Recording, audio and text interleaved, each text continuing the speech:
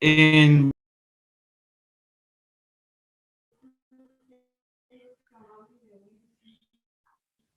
interpretation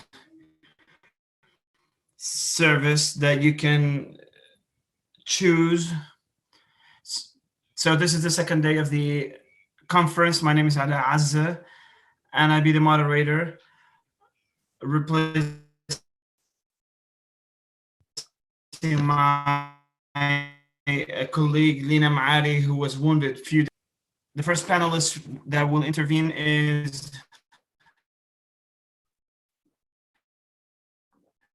Dr. Aida of psychology at the University of Al-Maash in Egypt, about the incarceration system in Egypt. This dialogue will take around half an hour with her, and then we will be moving to the Q&A.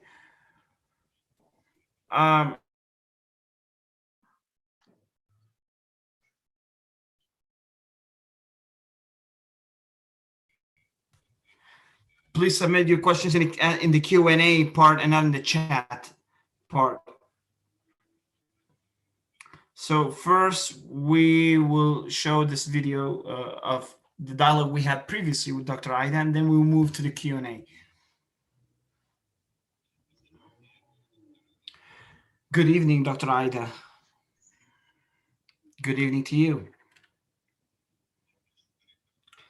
Thank you very much for assisting this conference. And let's begin with a central question about the difference between legislation as in the legislative texts of Egypt, from on the one hand, and the other hand, the reality lived in the incarceration system in Egypt. What's this gap look like between legislation and actual practice in reality, in real life? And if you can give us some examples. Well, first of all, thank you very much for this opportunity to participate in this conference. This is something that I take as a great honor. First of all, on level of legislation, especially constitution, there's no perfect constitution, but the constitution that we have in Egypt, in all its versions from 2012, 2014, 2019, has enough rights for prisoners. If it was implemented, things would be different today in Egypt. For instance, the constitution guarantees the respect for human dignity and forbids humiliation to human dignity, forbids inspection of homes without judicial order, or arresting any person without a judicial order.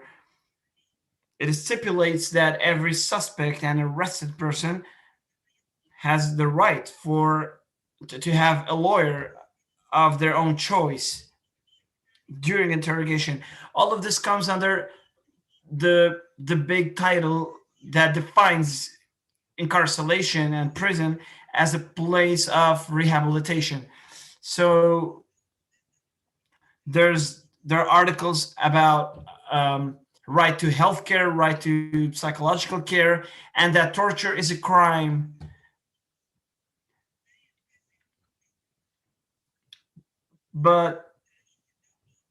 And this is good already, despite the fact that the definition of torture in the Constitution does not abide by the international standard of definition, including the agreements, the international agreements to which Egypt has adhered. But this is legislation. In reality, it's very different, completely different. For all the years that I've been working in this field, I've noticed that there are always violations to all the laws that are there in the text. Since 1993 that I've been working in this field, I have never seen as much violations, sometimes that violations that make no sense, as there are today, nowadays. For 28 years, I never heard before these current years.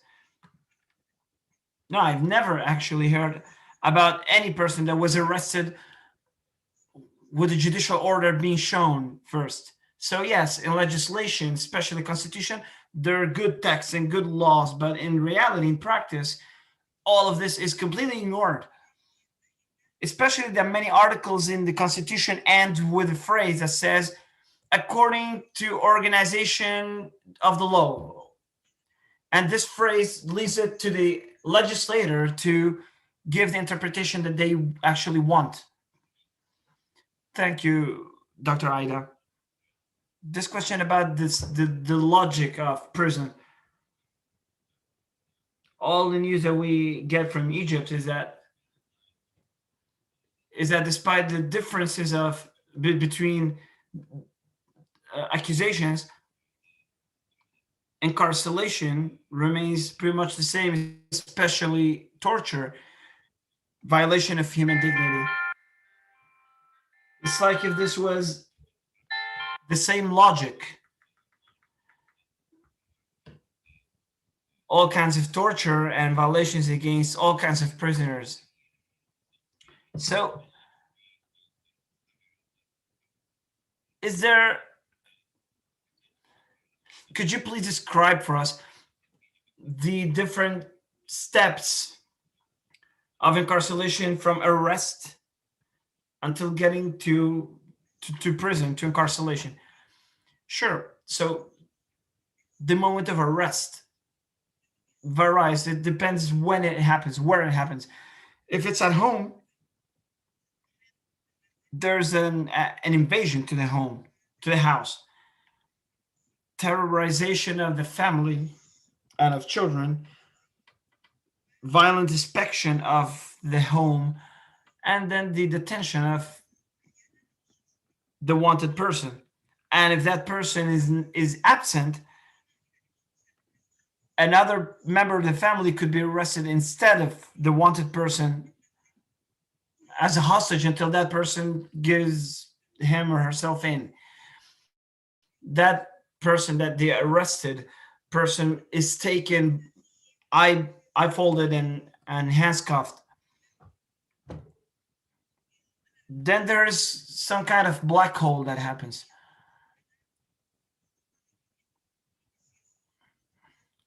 Unfortunately, what I'm describing is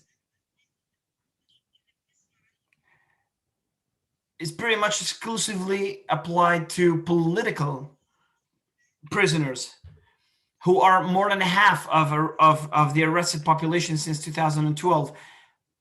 But things are much worse for other kinds of detainees that are not political or opinion detainees.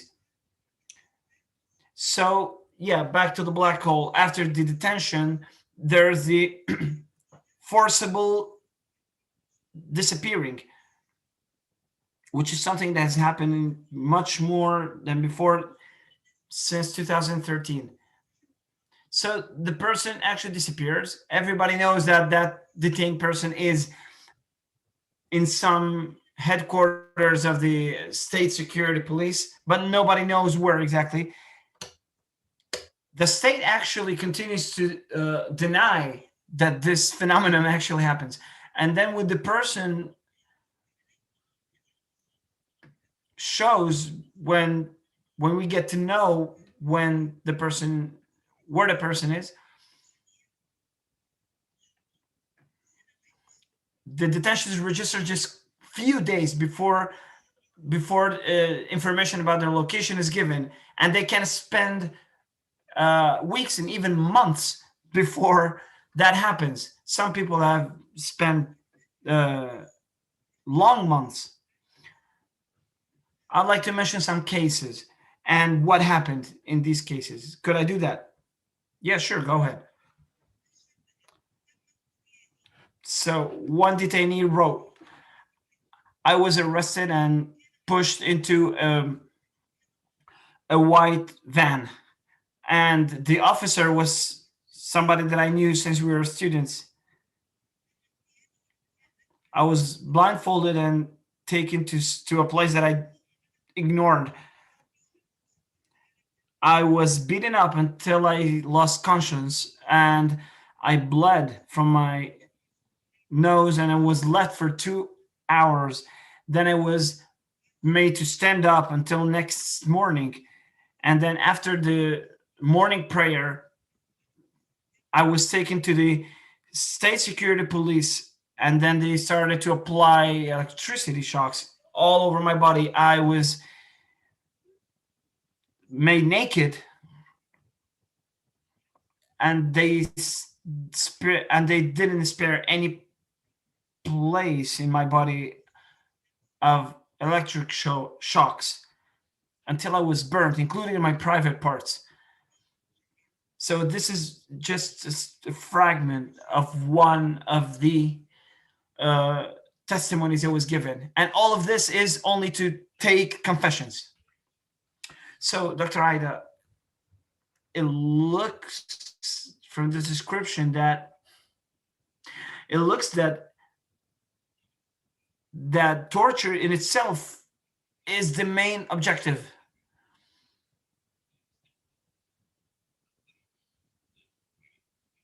It's like it's like the main task of the officers detaining the person is to apply the torture more than take away any confession. And there's some, I'd like you to elaborate a little bit on this, the centrality of torture during the detention experience and within all the elements of incarceration and detention process. So yes, there are two kinds of torture.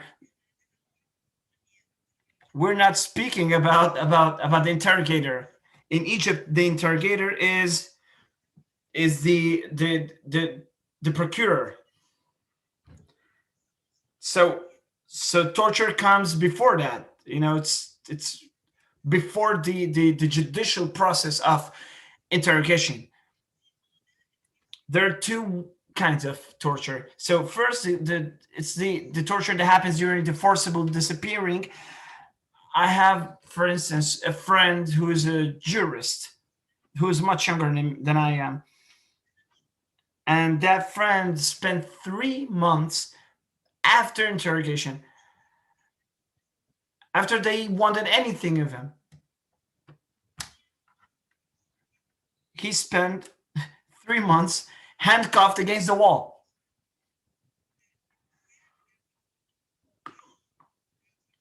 So this part of torture has one objective, which is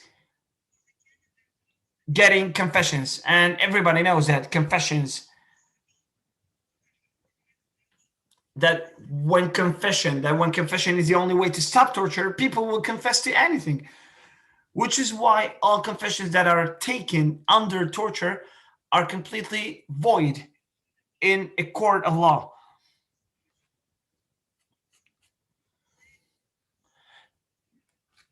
Now, this process can take as long as the officer in charge might wish. Sometimes the detained will have marks on his or her body showing torture, and the first thing that will happen is that lawyer will ask medical testing, so they will spend more time till they heal.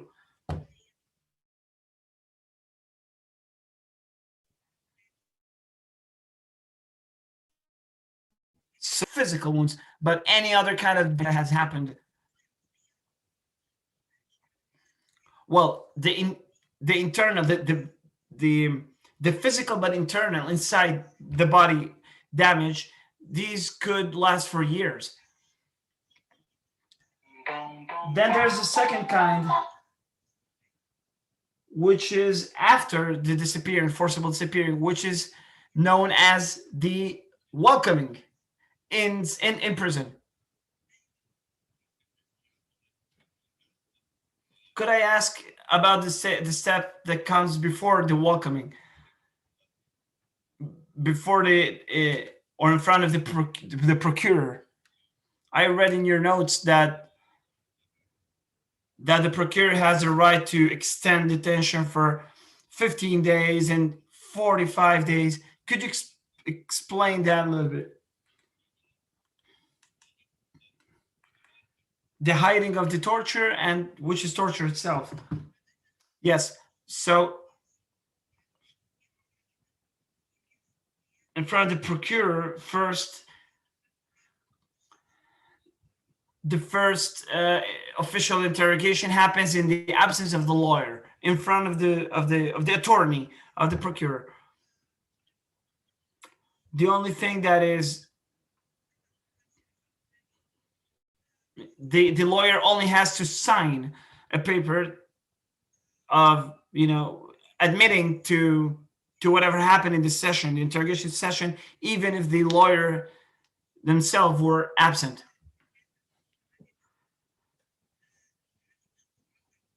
So the what happens usually is that the lawyer asks for legal medicine testings on the detainee, but it's up to the attorney to decide if that happens or not, if they accept the petition or not. Then there's a process of threatening. If threatening to the detainee, if the detainee changes their testimony, the confessions, they deny the confessions they gave under torture, that they will go back to torture. So many people actually go for it and deny their confessions, and they say that they were tortured and that they were threatened to go back to torture if they deny what they confessed under torture. So extension of the detention extension can be 10 times 15 days. The attorney general, the procurer, can extend 15 days for 10 times, so 150 days.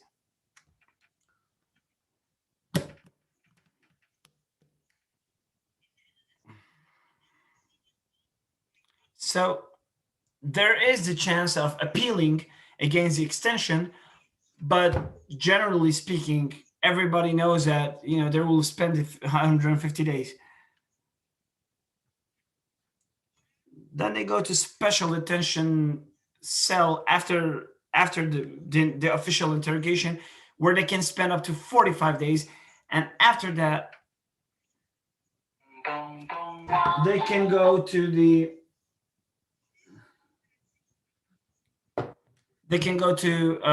preventive detention, and preventive detention can go up to 2 years. Some people spend even 3 years in preventive detention.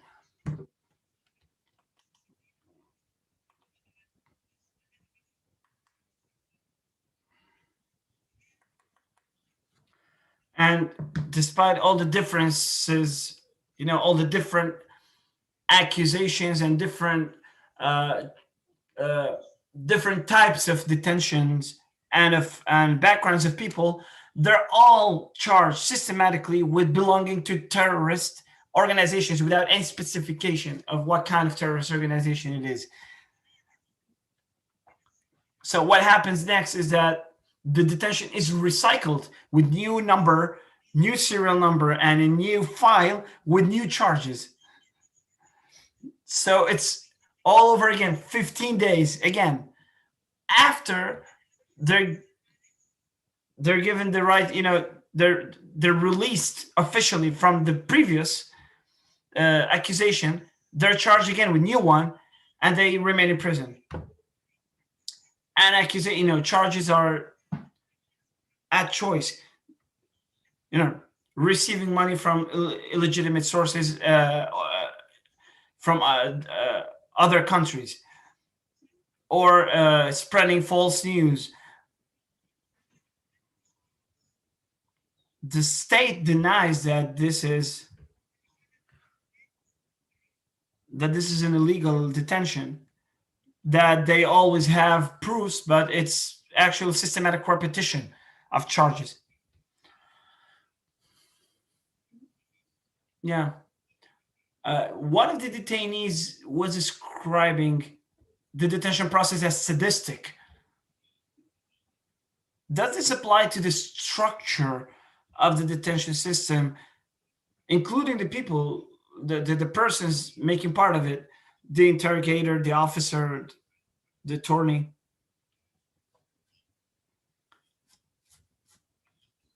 I'd like I'd like to ask about the moment. How has the transition happened from all this process to the incarceration itself, to the prison where they'll spend their sentence? Yeah, well, that's a story on itself. Prisoners or detainees are taken in very crowded vehicles. Some people say that this is itself a torture, and there's a disaster that happened some years ago. There was one of these prisoner vehicles that was transferring 37 detainees, and it was very hot, that a very hot day. The detainees inside the vehicle were suffocating, and they started to beat the walls, to tap on the walls of the vehicle, because they were dying. The officer got nervous. We got so nervous, the only thing he thought of doing was throwing a tear gas grenade inside the cabin of the detainees. 36 of the 37 out of 37 died that day. Only one survived. And that was a very extreme case. But however, it doesn't need to get to reach that extent of extreme case to be a violation.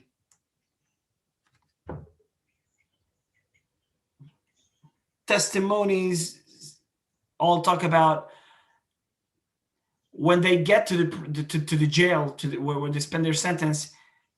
they they they're welcomed, ironically welcomed, by rows of officers and jailers that actually welcome them as they go in, with punches and kicks and beating with sticks and insults,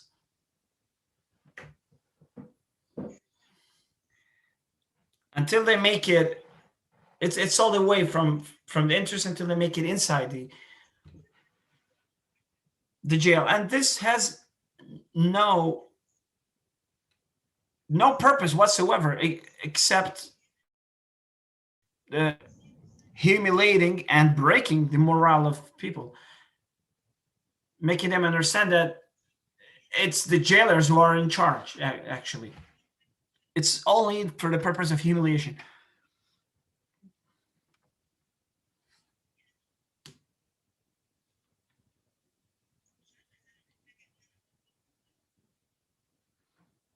I'm hesitating about reading one of the testimonies,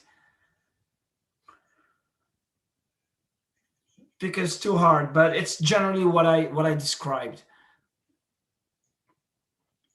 All writings that come out of prison describe pretty much the same conditions.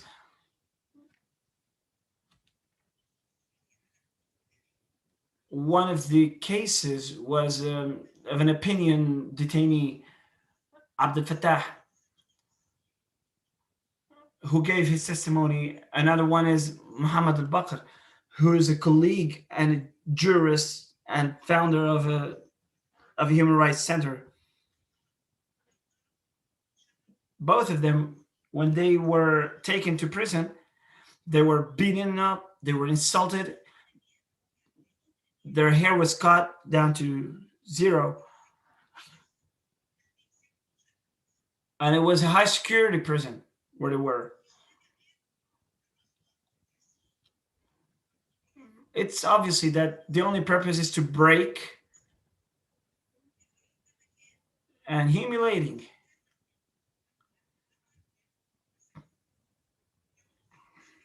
Then they're taken to special place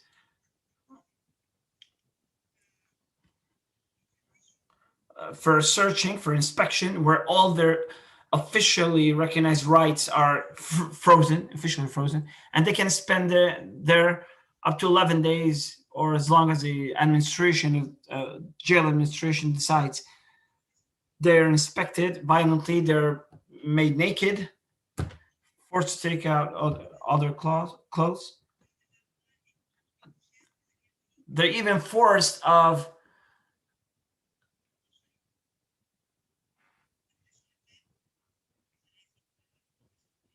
yeah, they're forced to take to make their needs, their solid needs, in front of everybody, with the excuse of inspecting what they have inside their intestines. In this special place of inspection, where they spend up to 11 days, uh, there are no toilets, uh, or clean water. Then they go to the cells.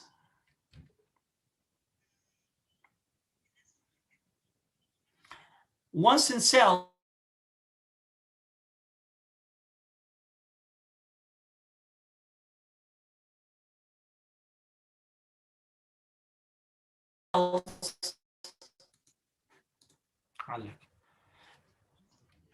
yeah, for the minor difference, the minor discussion or argument they have with the jailer,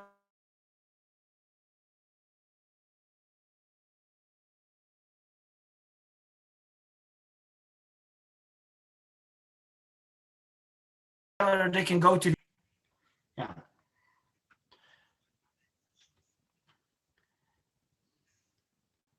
So this, yeah, they receive even more humiliation and insults, unless they are somebody close to the regime, or they know someone from the regime, they can get special treatment.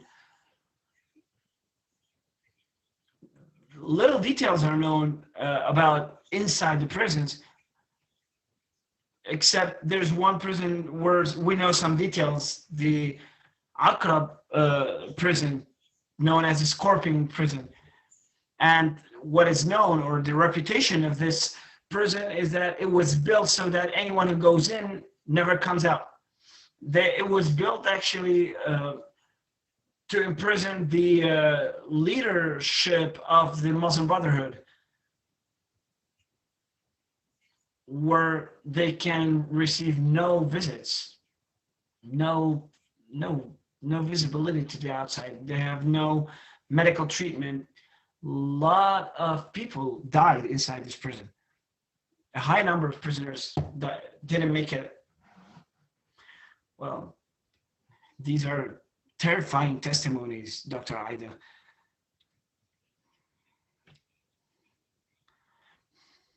What is the objective of transgression, all this transgression to human dignity during all the process, until they make it into to the inside of a prison like the Scorpion prison? It's all a process of breaking and humiliating the human dignity, which comes out in all testimonies. It's like the description is given is like breaking the pride, self-respect of the detainee. This includes also, sure, the insults, the profanity, in addition to the physical assaults.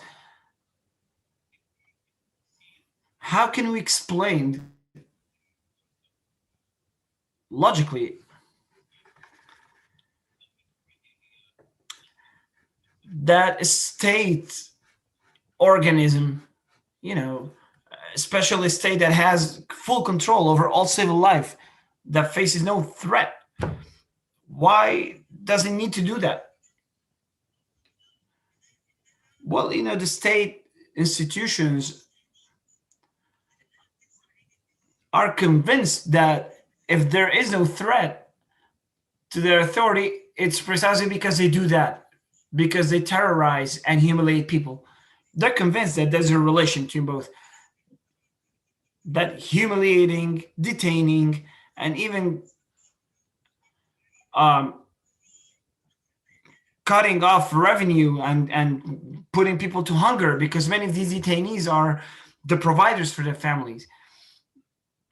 And it all has a message to people that there is no way, no choice except submitting, that the authority decides the destiny and, yeah, of people's lives, who can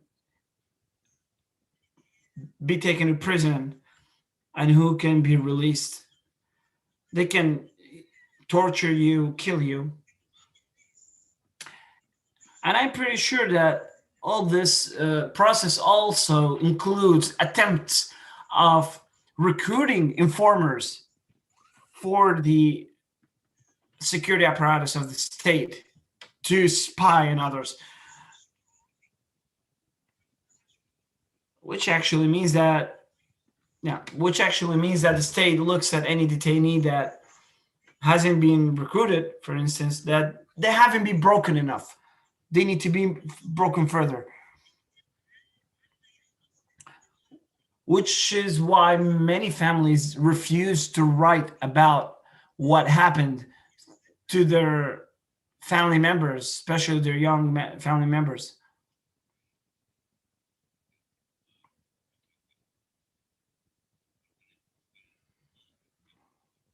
Yeah, the question that we have from abroad is: are there any forms of resistance inside prison?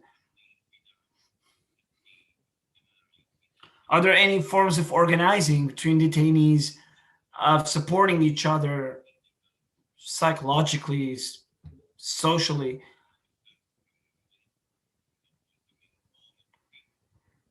If not resistance, some adaptation. Are there any experiences recorded on that? If you can share with us, that you can share with us from your experience. Of course, there is resistance. Each person resists in their own way. There are some people who actually face, who respond when they are insulted, they insult back, and they are punished in one way or another. In some cells, detainees go on hunger strike. In some other cells, they refuse to receive the food that comes from the prison administration. In other sections, at least of my knowledge and from what has been published, there is a sense of solidarity within the detainees in the same cell. Some forms of resistance is the smuggling of messages out of prison. Despite all this control, all of these forms of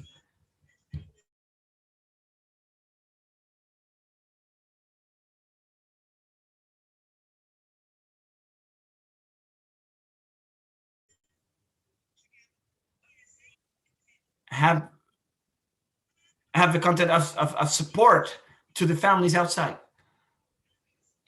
Also, when some detainees are released, when they come out, they some of them they decide to write about what happened to them, which is an incredibly courageous decision, because they actually are ignoring all the threats that were made to them not to write. Some people pay the price. They were detained for the second and third time for writing about their first and second time, and they go all over the process again, and they come out back out and write again. Families, when they have to visit detainees, they have to go through very harsh conditions. Some of them have to spend all night in front of the prison to be able to see their loved ones. They don't make it to news. These kids don't make it to news, but one day all of this will be part of history and will be looked back at as forms of resistance of people, despite all the attempts to break their dignity. Dr. Ida, I would like to thank you very much for all this condensed description that you have given us. And if you would like to add anything that could respond to the many questions that we have.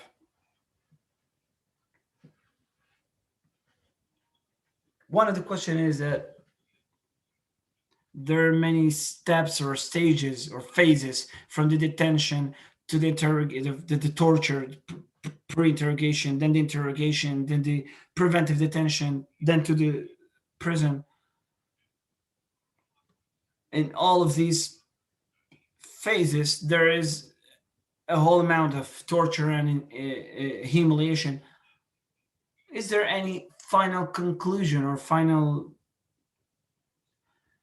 uh, observation that you can make? Well, yeah, there can be a conclusion that there's a huge injustice happening in Egypt. Many people are detained preventively, quote unquote, and no one knows until when or until what should happen. These people have known addresses, known very well known addresses and working places. They can, for instance, be controlled through forbidding them from traveling. I am forbidden from traveling, but I'm not preventively detained. But many people are, and it makes no sense. Which is why the first demand of all human rights defenders in Egypt is the release of all political and opinion detainees and prisoners in Egypt. Because if there is no release of these people, we can speak about nothing else. If the state detains people arbitrarily for no reason, and God knows for until when, one lady was detained because she wrote about her son's experience in detention. If the state continues to do that endlessly, we can speak about nothing else. But we never stop believing. We never stop having the faith that this injustice cannot perdure indefinitely. This will come to an end. Will it come to an end in our lifetime or not? That's another subject. But this situation is unholdable forever. It cannot be held forever. And if any person has the a minimum of intelligence, despite all the hatred that the regime shows for the January 25 to 2011 revolution, the regime needs to understand that this revolution actually happened, and the main motivation for it was all of this injustice. So if they don't want it to happen again, they need to stop doing this and adding more insult to the injury, and adding more anger and more rage to this revolutionary accumulation of anger, because anger cannot accumulate forever. One day it will explode.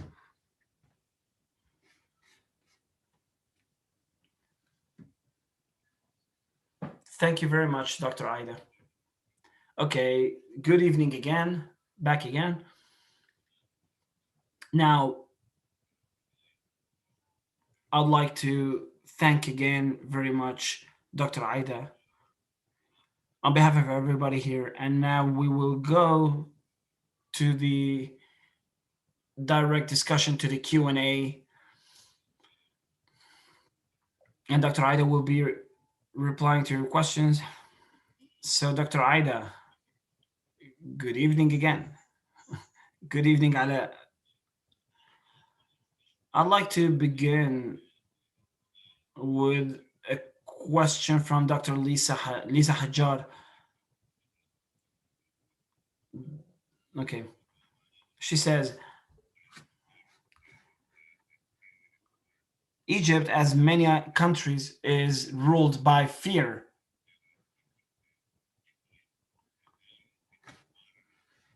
Can you tell us about how your center, Al Madin Center, how how can it do some rehabilitative work for prisoners?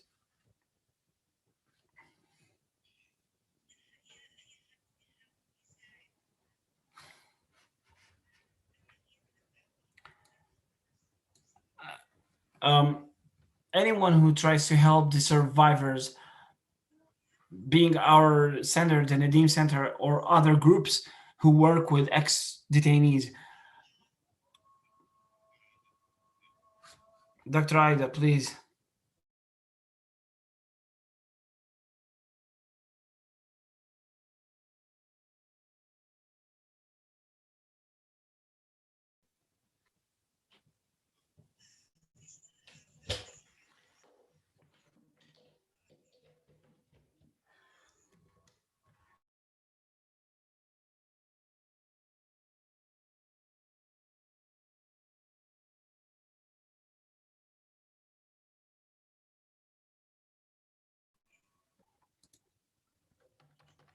We don't ask of any prisoner to forget their experience or what they went through or to ignore it. There are many feelings that every detainee needs to express to bring out all this feeling of humiliation, even of guilt. Sometimes they express guilt for not having resisted enough. So any person who would like to help to show solidarity to these survivors, the first thing that they can do is actually listen and show sympathy without any judging, and try to accompany these persons, these individuals, from a place where they feel as victims to a place where they can feel as survivors and to be convinced that they are actual survivors.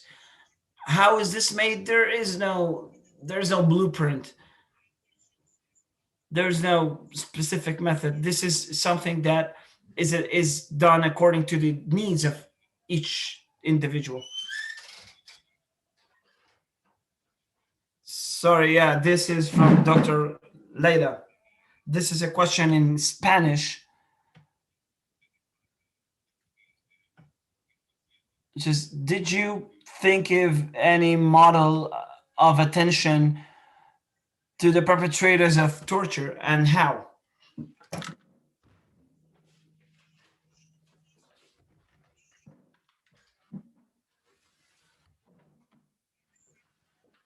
Yeah,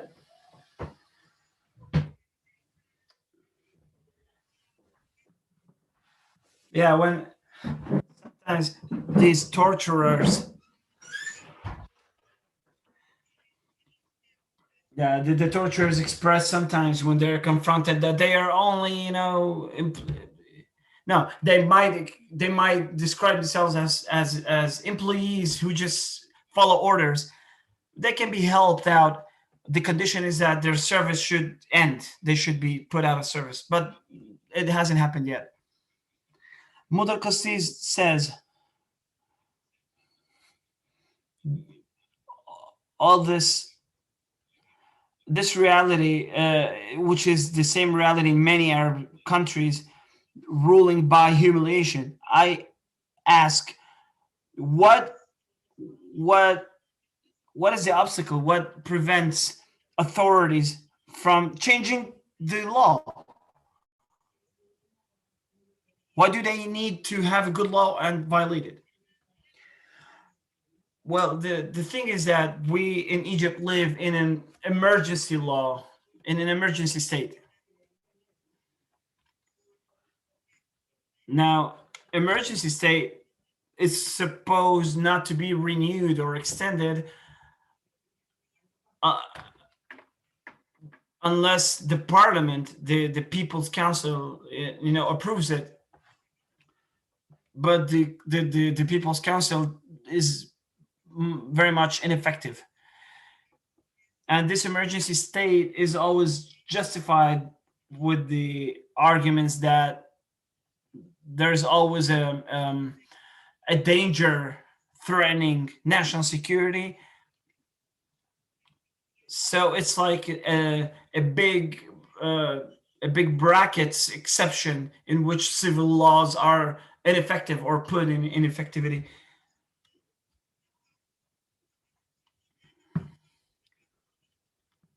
And there's another set of laws in which security methods can be applied without violence. Lawyers always demand their application, but but there's no response because there is no political will to end the emergency state. But we continue to demand that and to claim that um, not only the ending the emergency state, also implementing and guaranteeing the rights, not the rights is internationally recognized, only the rights that we have in Constitution. When detainees say to the officers that violate their rights,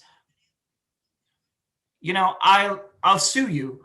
I'll go to the court of law. Oh, they always get the same response systematically, and the response is, "We are the law." It's like an immediate mindset, and that's the reality in our region, unfortunate region, and in many other parts of the world. There's another question from Muna. She Her question is about forcible disappearing. Is it a new phenomenon, and what is the objective? What is the motivation behind disappearing people forcibly? What is the need behind it? I believe that, well, first of all, yes, it is a new phenomenon.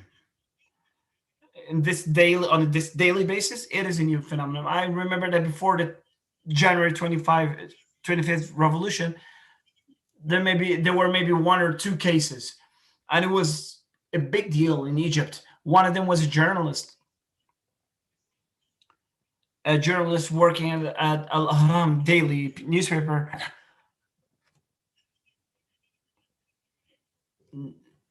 Now it's a lot of cases, and the motivation. Well, the state has many objectives. First, because it provides the state apparatus with a period of time where they can do whatever they want without any legal restrictions. No lawyers, no family visits, not even knowledge outside the prison by anyone of what is happening and where. So there's like a blank check for security forces to do whatever they want with the detainees.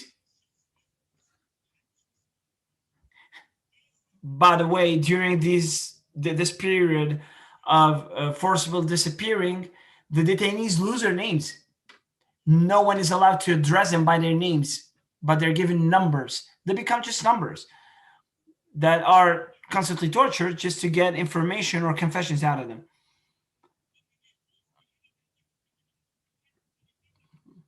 What has happened is that families have got used to the fact that when their loved ones disappear, they go to to the procurer and to the attorney, and they make a complaint that that a family member disappeared, not because they believe that something will come out of it, because but only to have done what they need to do by the law.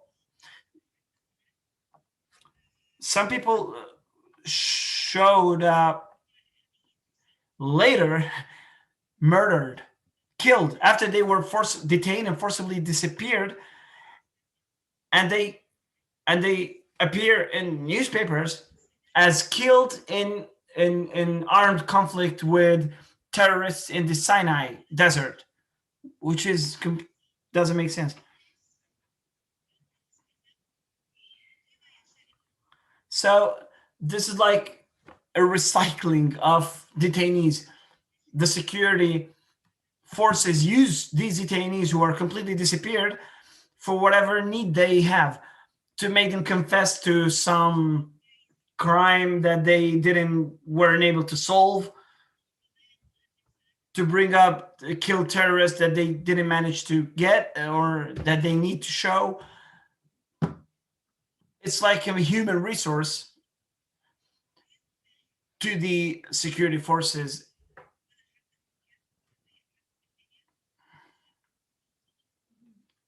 So as long as they're disappeared and no one has any notice of their detention, not even the attorney, not the court, no one, they are a resource that can be used by the security forces for whatever they need to use them, which is terrifying, to the point that some mothers have made the complaint of the disappearing of their children. And when when their children finally appear, that appear to be detained in a state security headquarter, some mothers actually say, "Thank God, thanks to God, that they are in the hands of the state security," which is completely logical because it's a terrifying place, but because there's even worse than that.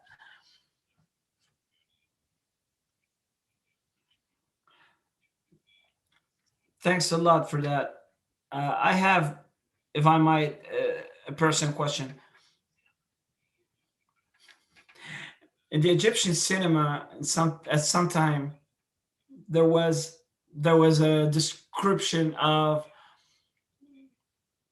the early years of the Egyptian Republic under Gamal Abdel Nasser, and there was some description of the torture that was happening back in those days. What is the relationship between what happened back then and what happens today? Is it an extension, a continuation, or is there a rupture? Is it a completely different thing? Because it was a political project that had prison. Well, there's some prison literature that was published in the times of Abdel Nasser that provide terrifying testimonies. Many people died under torture in the early years of the republic under Abdel Nasser. Yeah, the people who took the heaviest part of that torture were Islamists and communists back then.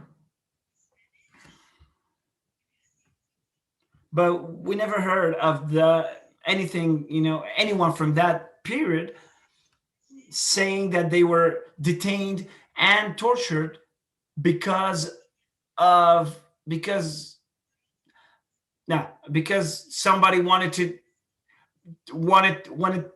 take away, wanted because somebody wanted them to renounce on a land and a property, on a real estate property they had. This happens today. I have a case. They're all poor people, by the way, who don't have that much of property. They're detained and tortured to make them give up, to somebody else on their property. In the times of Abdel Nasser, we never heard of it. We never heard of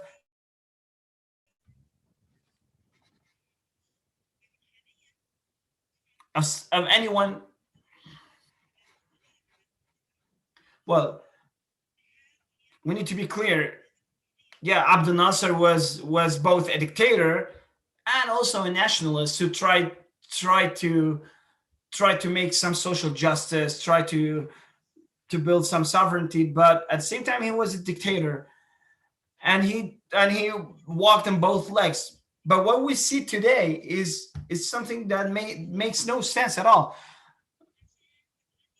People are detained and tortured because they publish a video dancing on TikTok, or because they publish a cartoon. Today we have friends who are in repetitive preventive detention because they were preparing to run for elections in the parliamentary elections. They're forming a list called the Hope List. They were detained for that. The people like Ahmed Samir, who are students and who are studying abroad, and when they come back, for vacations just to see their family, they never come out. They're detained and disappear, and no one knows why. So there's a completely unlogical and nihilist situation today that did not exist in the times of Abdel Nasser. Back in Abdel Nasser times, it was pretty simple. Just don't talk politics and you'll be safe. No,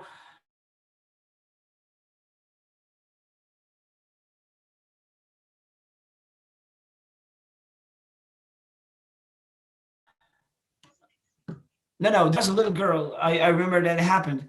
What happens today is that people turn off their phones when they want to talk politics because they don't want to be spied. And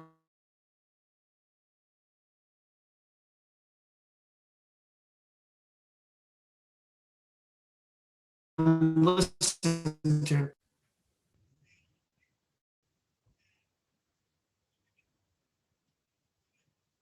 There are people who have been detained and arrested for the only crime of having expressed an opinion about something happening. You know, I'm 60 years old today, and in Egypt, I never saw in my life. Well, there are two last questions, Dr. Aida. If you can briefly answer them because we have another part. There's a question about the difference in between the methods of torture. Like, is there any difference in, yeah, in the different periods of Egypt's modern history? Like, did torture methods change from the early years of the Republic and today? And there's another question: what is the role played by human rights centers and defenders in confronting all of this? Well, torture methods are the same. Are torture methods, and it's all about inventing and thinking of the most effective methods of inflicting pain to humiliate and break the spirit of people and extract information. You put all that together and you get torture. What happened in times of Abdel Nasser was pretty ugly.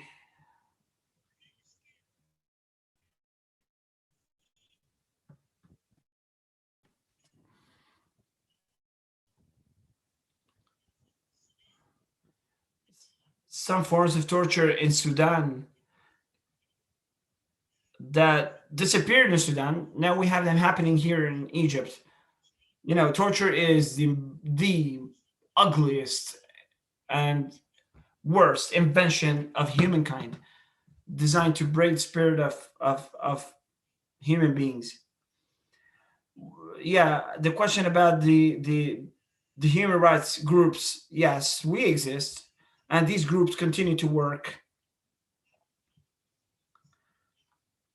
Some members of these organizations have been forced after many threats, and some of them even after many repeated experiences of detention, were forced out of Egypt. They had to leave Egypt, and they tried to stay to keep in contact, keep in touch.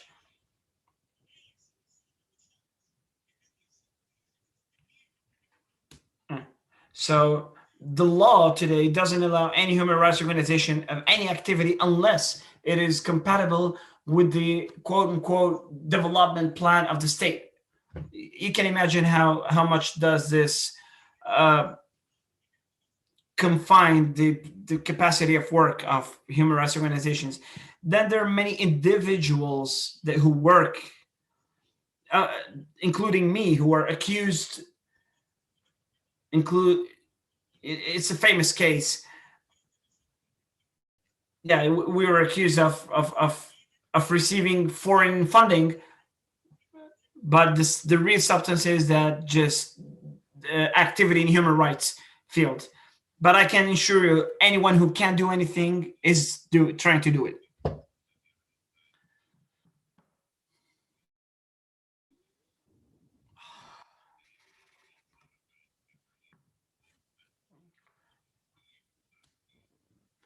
Yes, there's another question about the sharing by the Egyptian state to other states, including the Israel occupation state, with its methods, torture methods. Do they actually share their know-how? Frankly, I don't know. I have no information on that, but I'm pretty sure that the highest level coordination and the most effective coordination in the Arab world is between the security and interior ministries in the Arab world. And that level, yes, we are one united Arab world. Yeah, it's very sad. Well, thank you very much, Dr. Aida, for this very heartbreaking testimony. We wish the best for you, and just stay safe. Dignity is a fundamental human right for everybody. Thank you for sharing your experience. It's me who thank you. Yeah, sure. We hope that you stay with us for the second part, second session. I thank you again, and I will leave it now to our colleague Basil to moderate the coming sessions. And thank you very much for your attention. Thank you, Ala. Thank you, Dr. Aida, for this intervention. Ala, I think that did a very, a good job in presenting you and in thanking you. Now we will move to the third session, which is about post-colonial states and incarceration systems. Before we present our next panelist, I'd like to refer you to the Q&A part where you can submit all your questions and your comments. And again, for technical reasons, the Arabic translation option is actually shown as Japanese. That's what you should choose, Japanese for Arabic. Now we have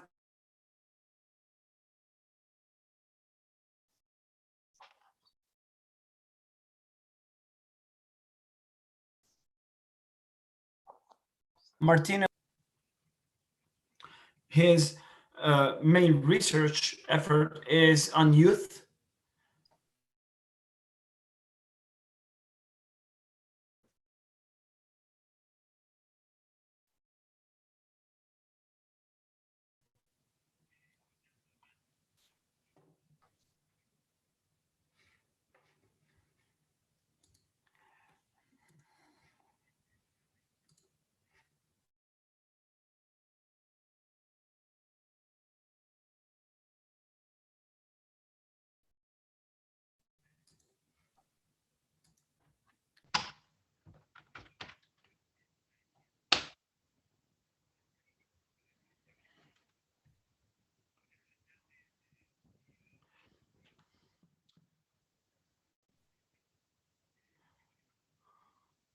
Third intervention will be by Walid Dakka, Palestinian prisoner who is in occupation jails has been there for more than 35 years. He was accused of belonging to the Popular Front for the Liberation of Palestine and conducting operations against the occupation. He was sentenced to life sentence. In 2017, his sentence was added 2 years. He has many publications, especially Alternative Time,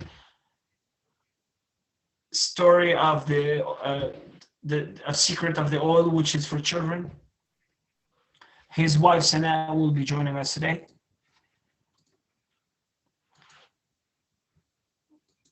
Yeah.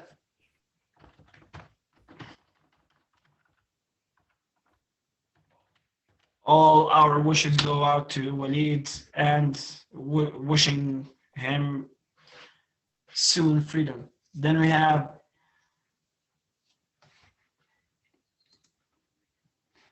Jabal Bakr, who is a human rights activist and a writer who has several books and novels published.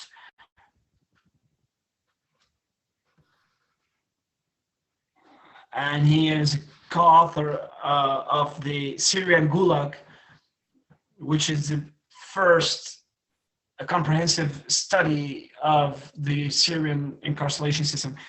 Now we move to the intervention of Martina Maselli. Please go ahead. Hello, and sorry, I made a small PowerPoint just to accompany my presentation. If it's possible to share with you. Yes, 1 second.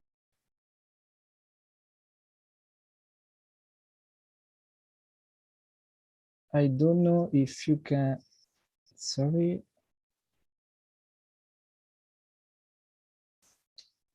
Sí, se ve claramente. Sorry that I have to.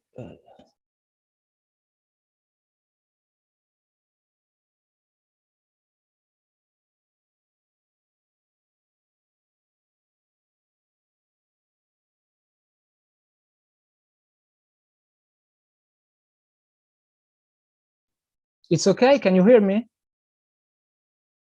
Yes, it's perfect. Okay. So I will briefly introduce the historical political context of my talk. I will frame my research on criminalized Kanak youth. And finally, I will present the case of circumcisions of Kanak boy in jail, in prison, could be useful to explain my argument. So, okay. New Caledonia, or Kanaki, is going through a decolonization negotiated from France since Matignon, Oudinot, and Nouméa Agreement of 1988 and 1998.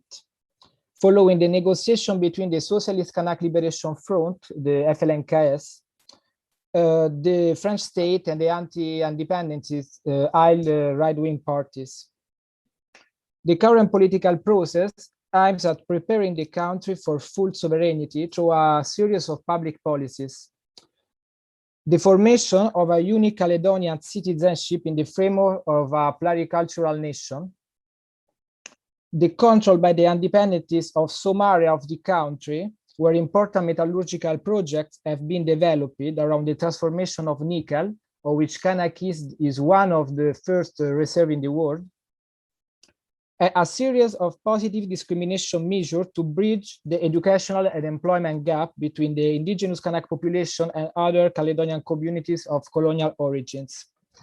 The ongoing process has led to two self-determination referendums in 2018 and 2020, and a third to be held in 2022.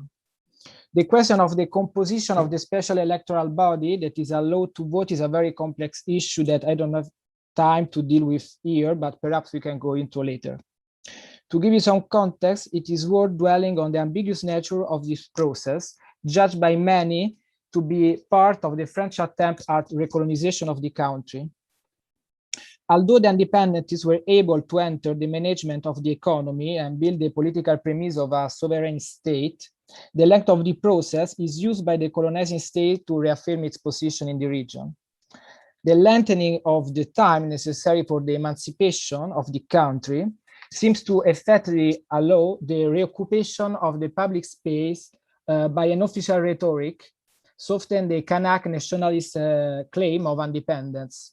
And this through a policy of living together between distinct communities of equal legitimacy, even though in the Nouméa Agreement, the Kanak identity is defined as the furrow of the future Caledonian identity. The archipelago, which control one of the largest maritime exclusive zone, economic zone in the world, has in fact represented a very particular case with French colonial history. Kanaki was initially conceived as a colony destined to French penal population, but its warm weather influenced its development in a proper settlement colony. The deportation of common criminals and French and Algerian political prisoners was aimed at their moral regeneration through conversion of the prisoner into farmers and an overall of the development of the colony. This process transformed in the late 19th century into a purely free colonization project intended to offer access to small rural property to French poor peasants.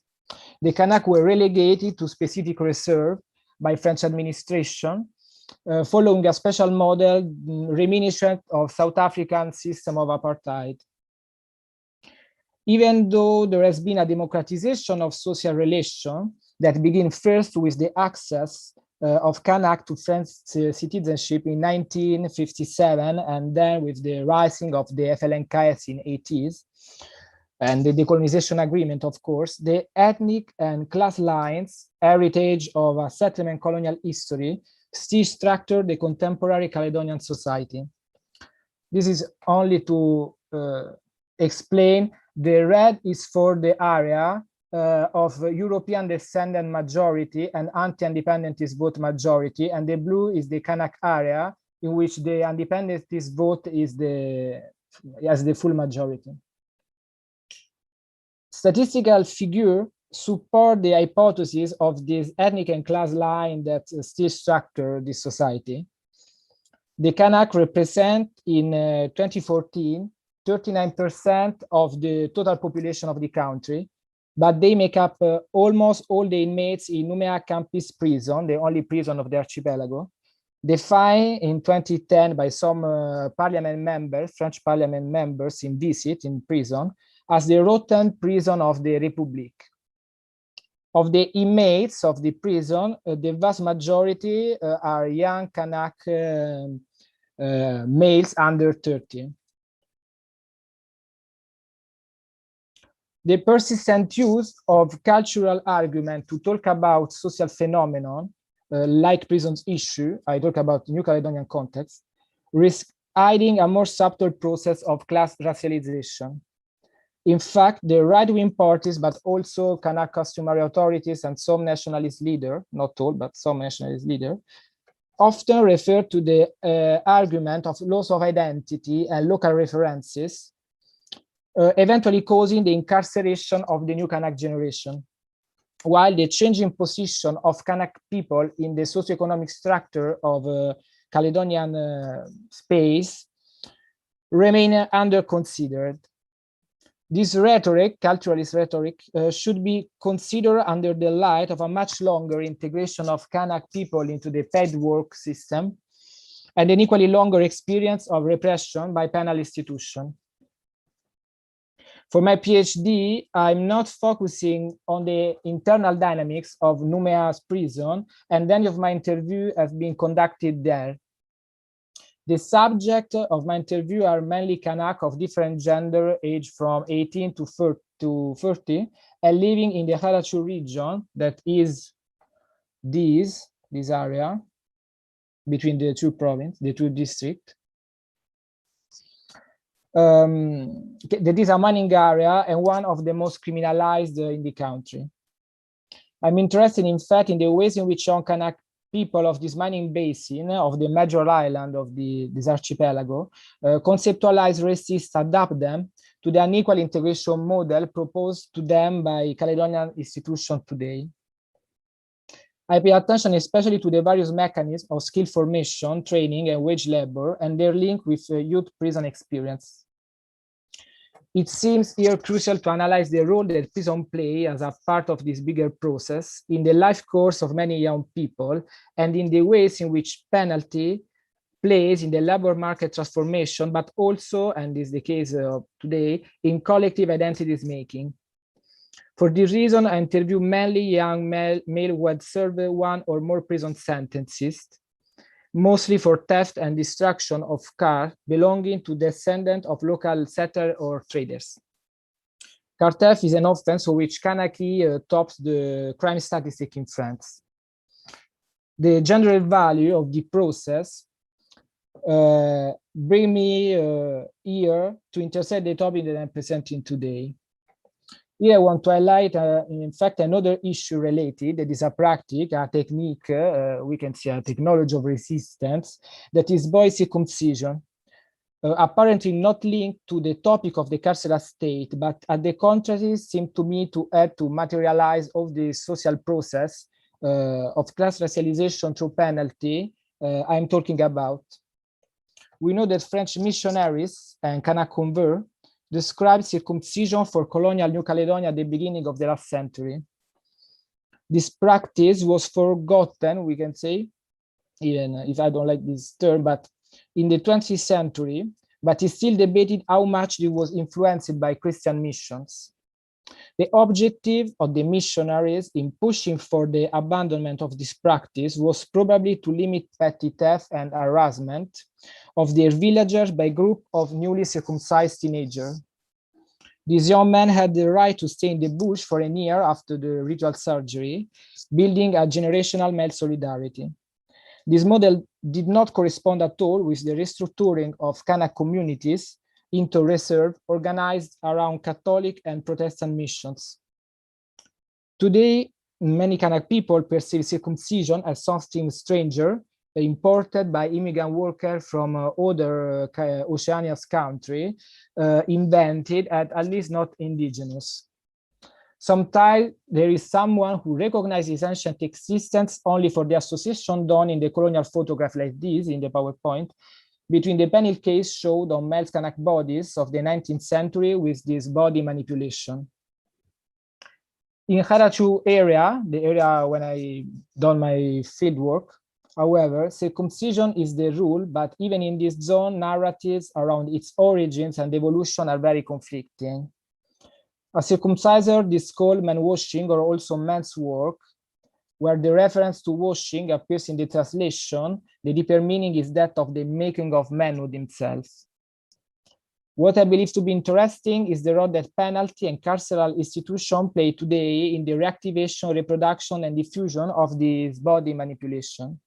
A diffusion probably given by the high rates of young inmates from Harachu already circumcised in the traditional way at the moment of their arrest. Ex-inmate described the spreading of an old technique in carceral space as something done to pass the time in prison, like resin tattooing art, or linked to other bodies practices aimed at purifying the blood compressed by the body's immobility in jail space. Today, it seems that we are in front of a reappropriation of the shared generational experience of race construction through penalty and the related production of new Kanak dangerous classes.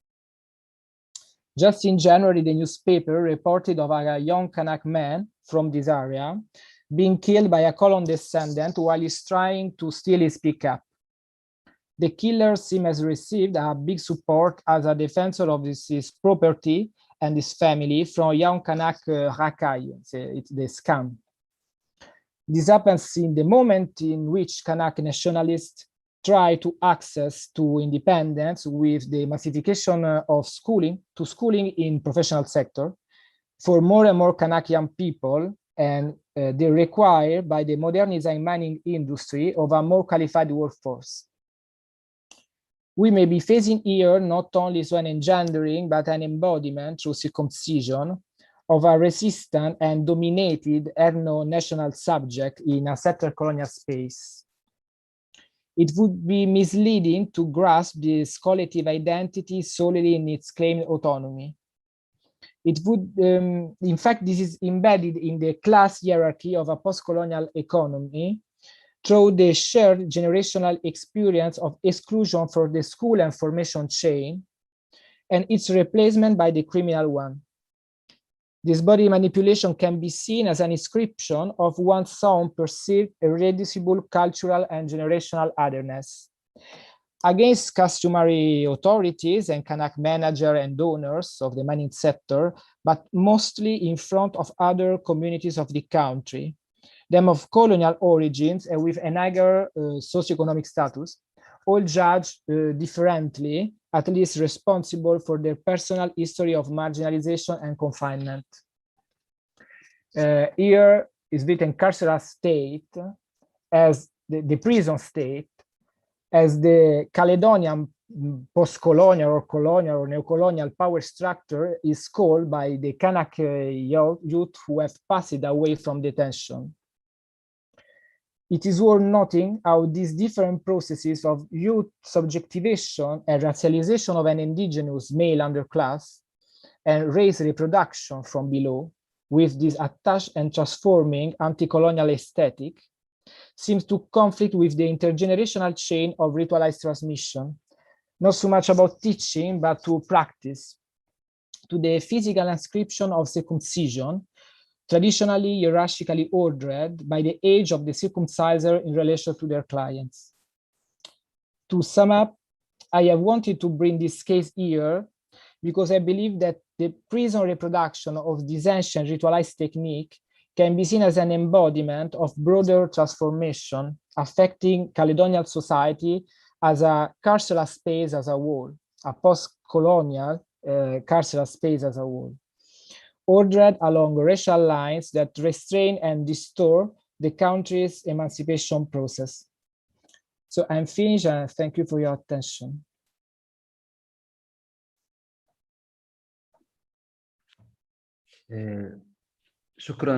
شكرا مارتينو على هاي المداخلة، وطبعا احنا هنتطرق بعد المداخلات الثلاث القادمة للأسئلة والاستفسارات. هلا برحب في كيلي موس وكريستين كريستي آسف وورن، فلتتفضلوا.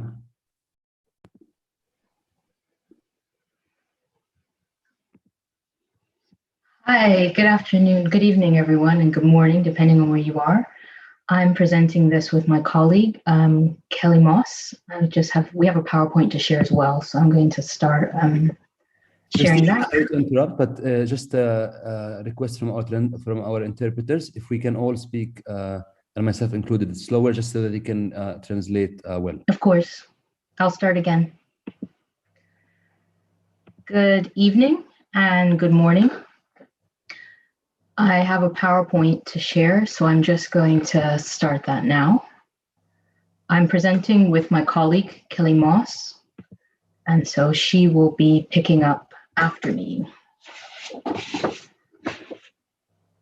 We work together as researchers on a project called Mental Health, Neurological, and Substance Use Disorders in Guyana's Jails, 1825 to the present day. This is a project that is a collaboration with researchers at the University of Leicester, where we're based, and the University of Guyana, and it's funded by the ESRC, which is one of the main funding bodies for research here in the UK. Prisoners in Guyana have been protesting living conditions and an overtly punitive environment since British colonial rule. So in this presentation, we examine prisoner strategies of resistance, starting with the present day, because I'm going to start, and that's the area of my work, and then looking back towards the 19th century, which is what Kelly will cover. We use official investigations, such as commissions and newspaper reports, to look at how these uprisings and everyday breaches of prison rules, such as the use of contraband, are reported and processed through legal means. We also draw on, in addition to this archival material, we also draw on information from interviews conducted with 20 prisoners by our colleagues Dylan Kerrigan and Quinella Cameron in 2019.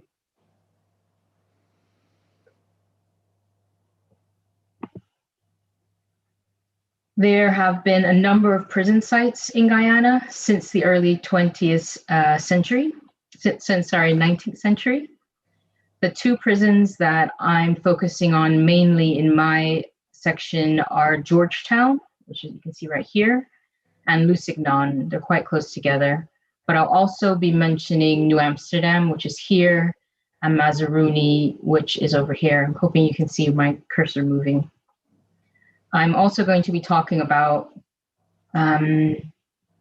incidences that have led to death, just to let you know, and other forms of destruction. In July of 2017, a fire destroyed the majority of the buildings that were part of Georgetown Prison in Guyana's capital, which you can see from this newspaper report that was published soon after. 4 prisoners escaped and 1 warden was killed.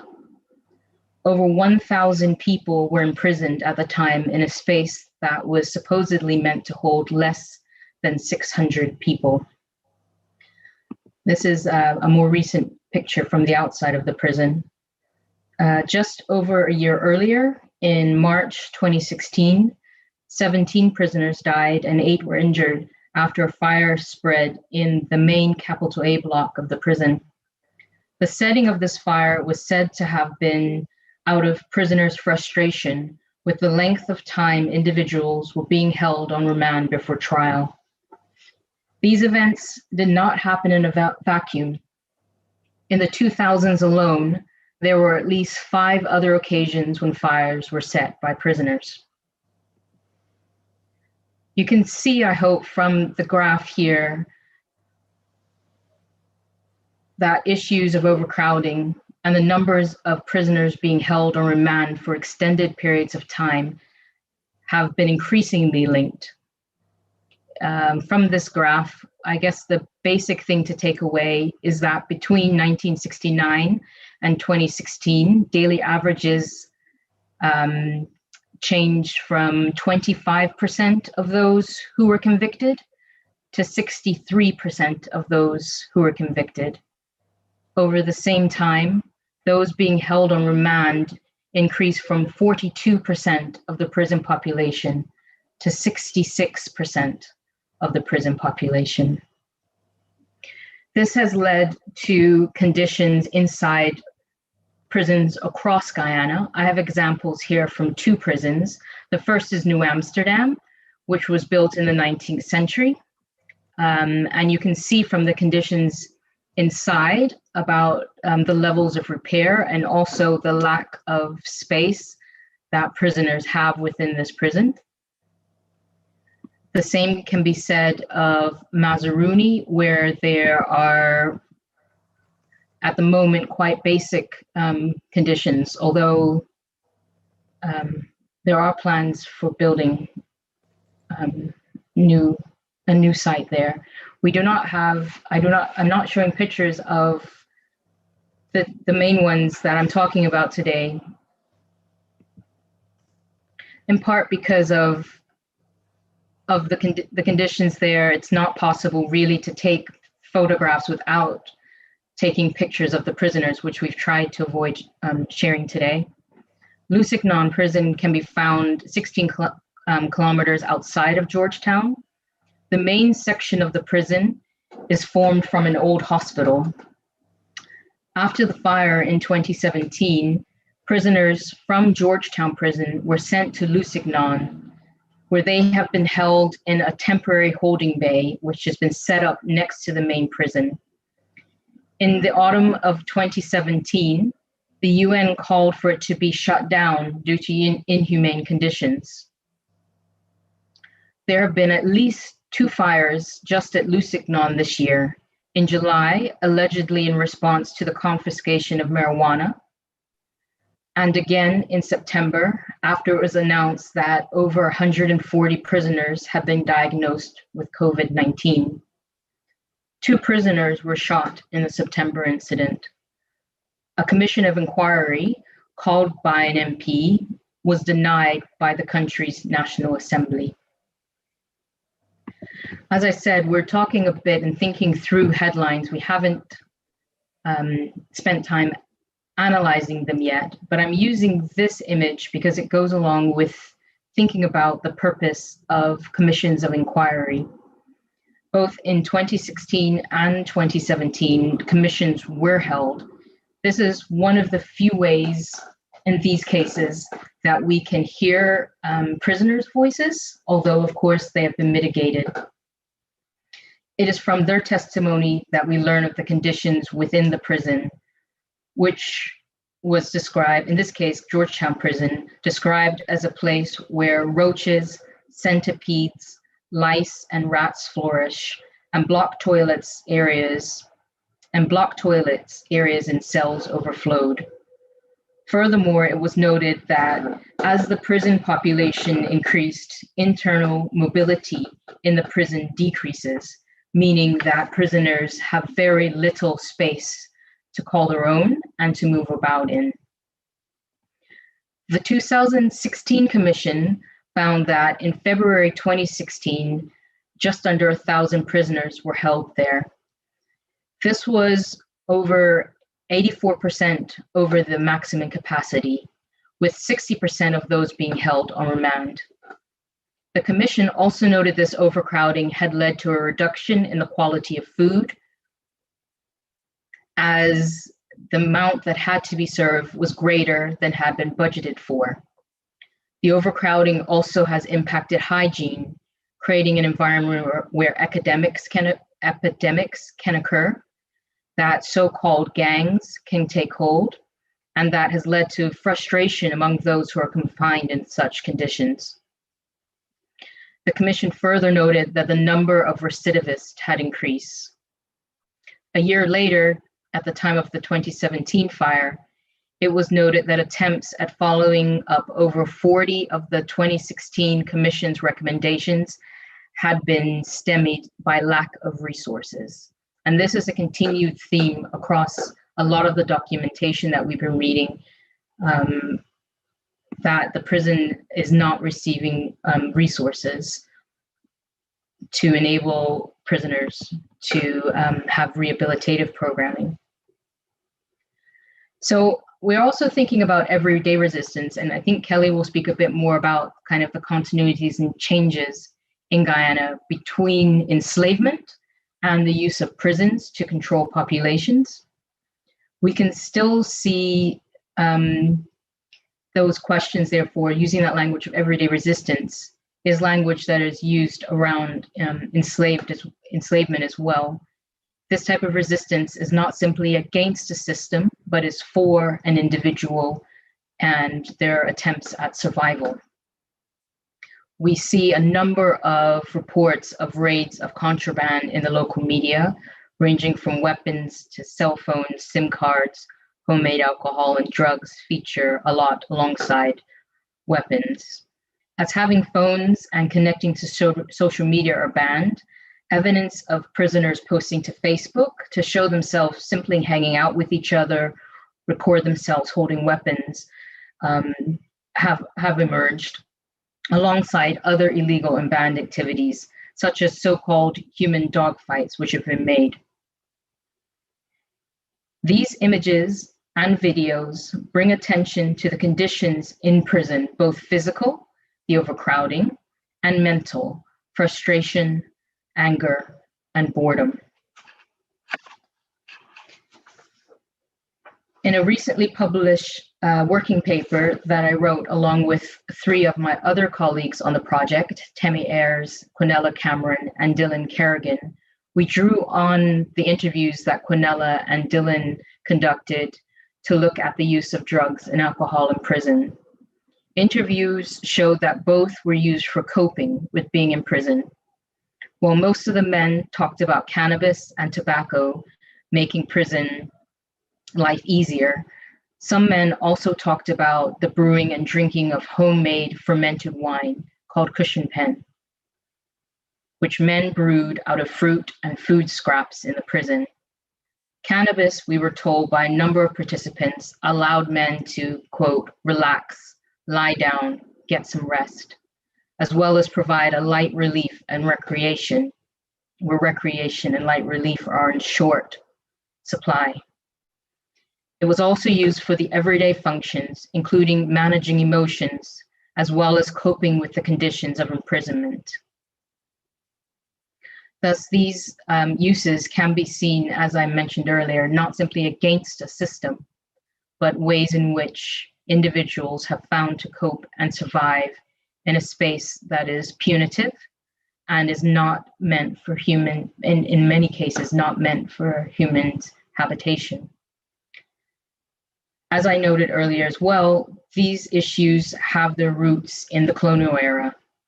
My colleague Kelly Moss will now explore examples of prisoner resistance in the colonial period. Hi, everybody. Thank you, Christy. If you could just stop sharing your screen for 1 second, Christy, and I'll quickly pop mine up. That'd be great. Thank you.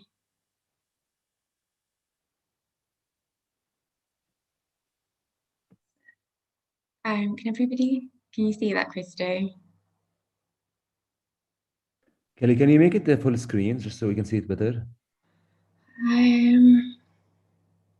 Yeah, can we see that? Yes. Is that on full screen? Great. There we go. Okay. Yeah, so historically, prisons in British Guyana were used by the plantation society to control and confine the labouring population, namely the formerly enslaved and indentured immigrants. So in this slide, you can hopefully see the significant rise in the percentage of the population being imprisoned immediately in the post-emancipation period, and then also we can see some of the peaks as in the peak of the indentured immigration as well during the 1860s and 1870s. So as a result, non-Europeans were disproportionately policed and punished to deter others from engaging in criminal activities, most notably for breaches of contract and misdemeanors under the Immigration Ordinance. And again, I'll just put the maps up that Christy briefly showed earlier, just so you can see on the left here are the prisons during the colonial period. So they're far greater as they're trying to deal with this rise in the prison population in comparison to the prisons that are now. So while some prisoners adapted to the substandard living conditions and overtly punitive environment of the prison system, many sought to test these institutional practices. Critically, therefore, prisons quickly became sites of resistance and challenge for the non-Europeans as they attempted to alter their legal, social and political situations.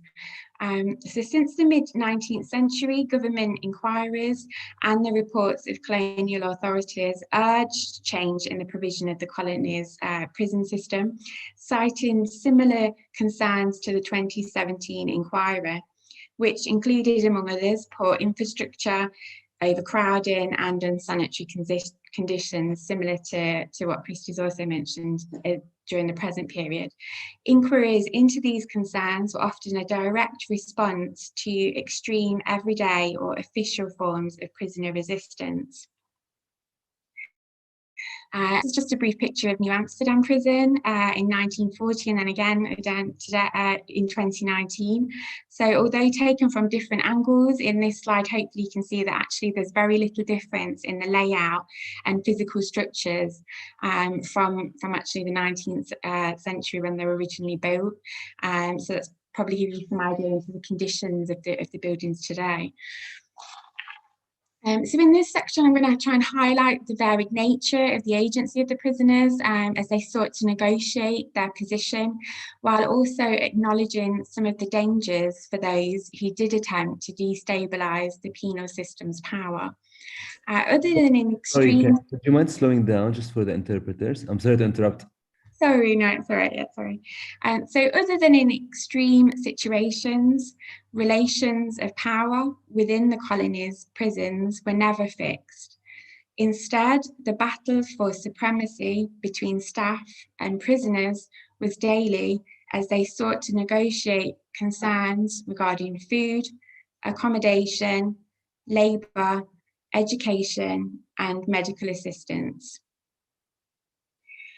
So these are some of the images of the prisoners. The sanitation wasn't particularly good, so they would often be marched down to the river to bathe. Some of the work they would have to do is often quite backbreaking, so breaking stones. These are some more later images where they would be made to work in prison gangs under very hot conditions for long hours, often with little food or drink.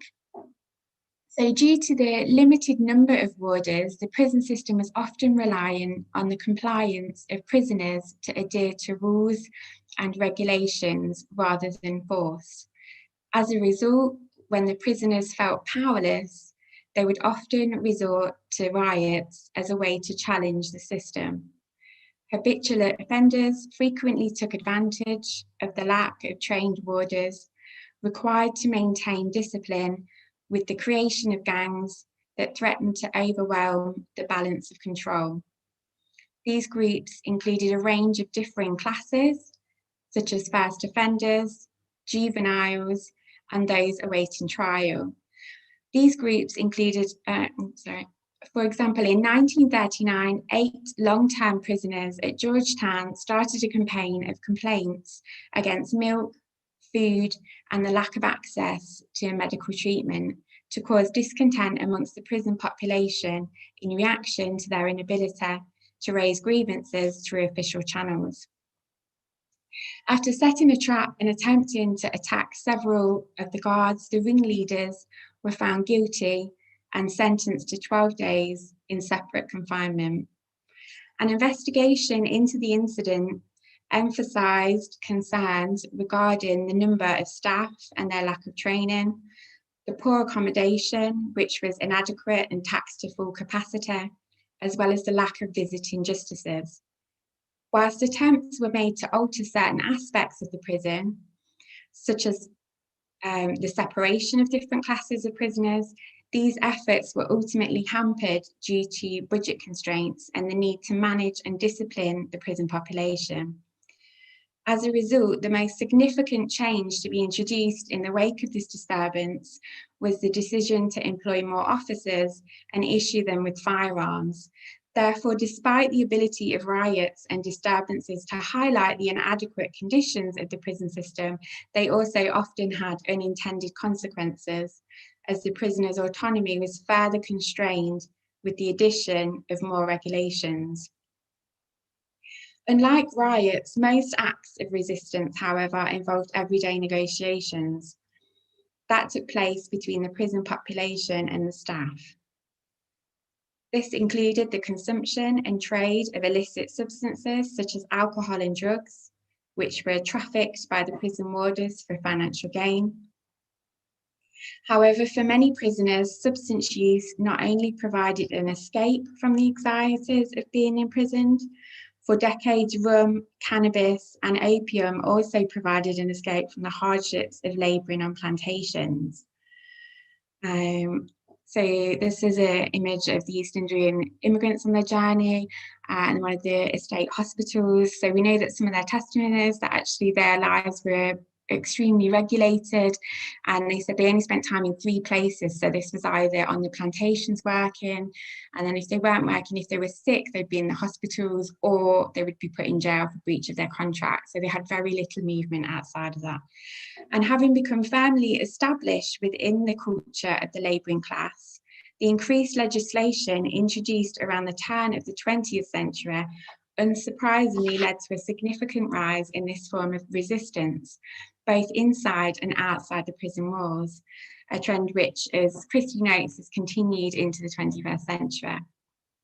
In addition to acts of violence and negotiations, inmates also resorted to official channels in a bid to challenge the rules and regulations of the prison system.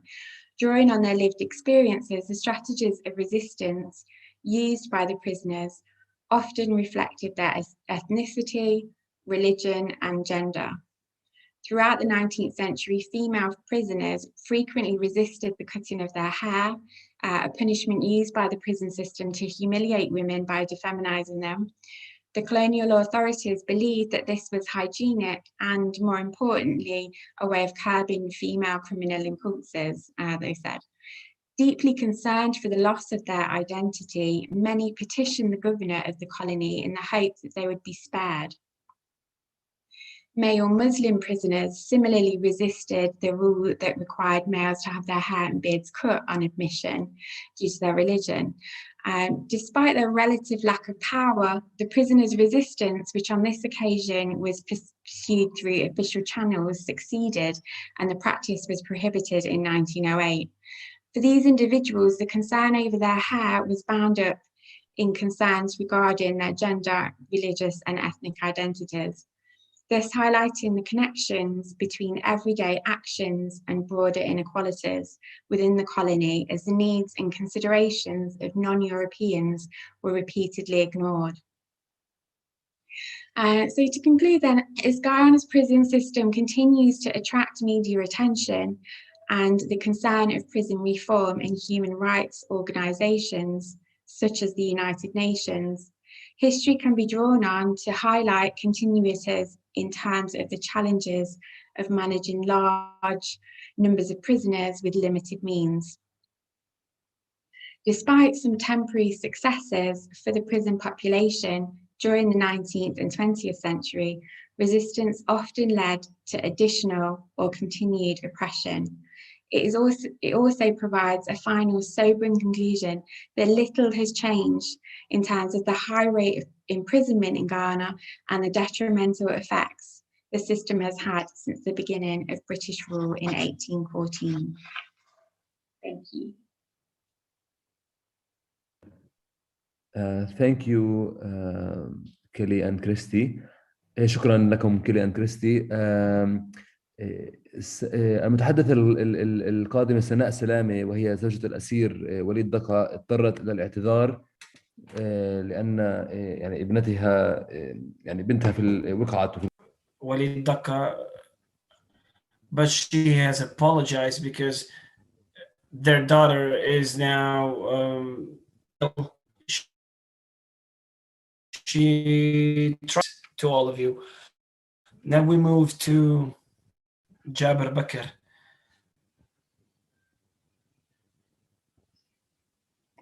We might find a solution for Walid Dakkah's paper during this time. So yeah, thank you very much to all of you, and thank you very much for this opportunity.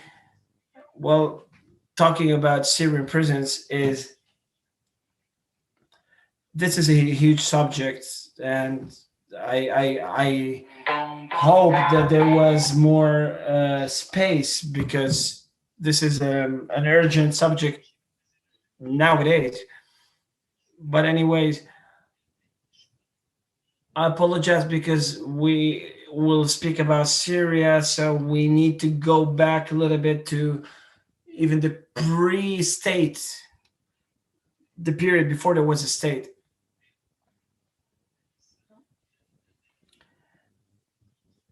If we begin historically speaking,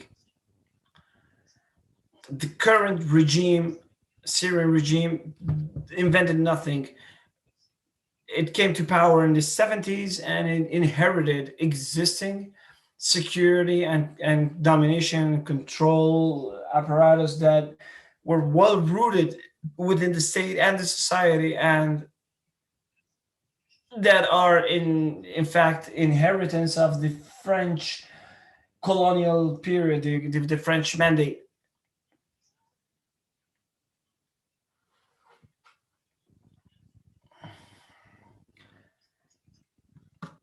And since then, the Syrian army that was formed back in the colonial period was community-based, confessional community-based, sectarian, and it continues to be until today. Well, the military rule in Syria began back in the 60s with the military coup in the 1960s by Hosni Zaim, and it has never ended until today. So it is a country that has been ruled with fire and force,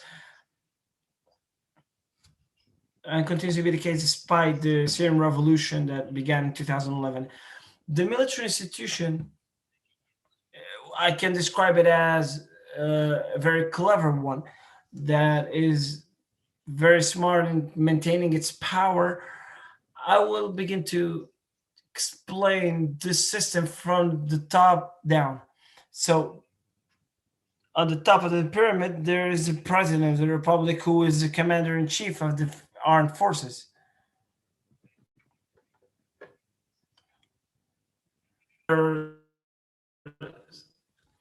There's special power, especially powerful groups like the Republican Guard and the Fourth Regiment, who have special powers and special authorities. They have special institutions and fundings.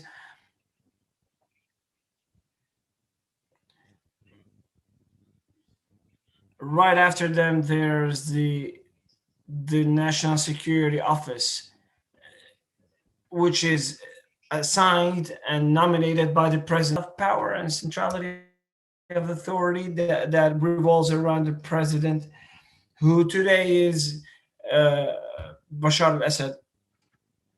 This military institution doesn't carry out detentions itself unless there is very special cases of wanted detainees.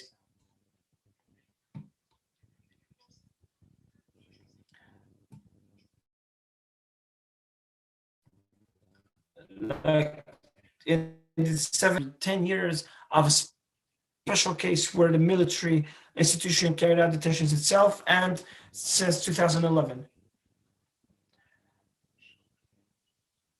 Otherwise, there are other 4 different apparatus that are, the general intelligence, the general intelligence, who are described or represented by the second intelligence bureau. It has presence in all governorates, in all cities, in all urban spaces. And then there's the section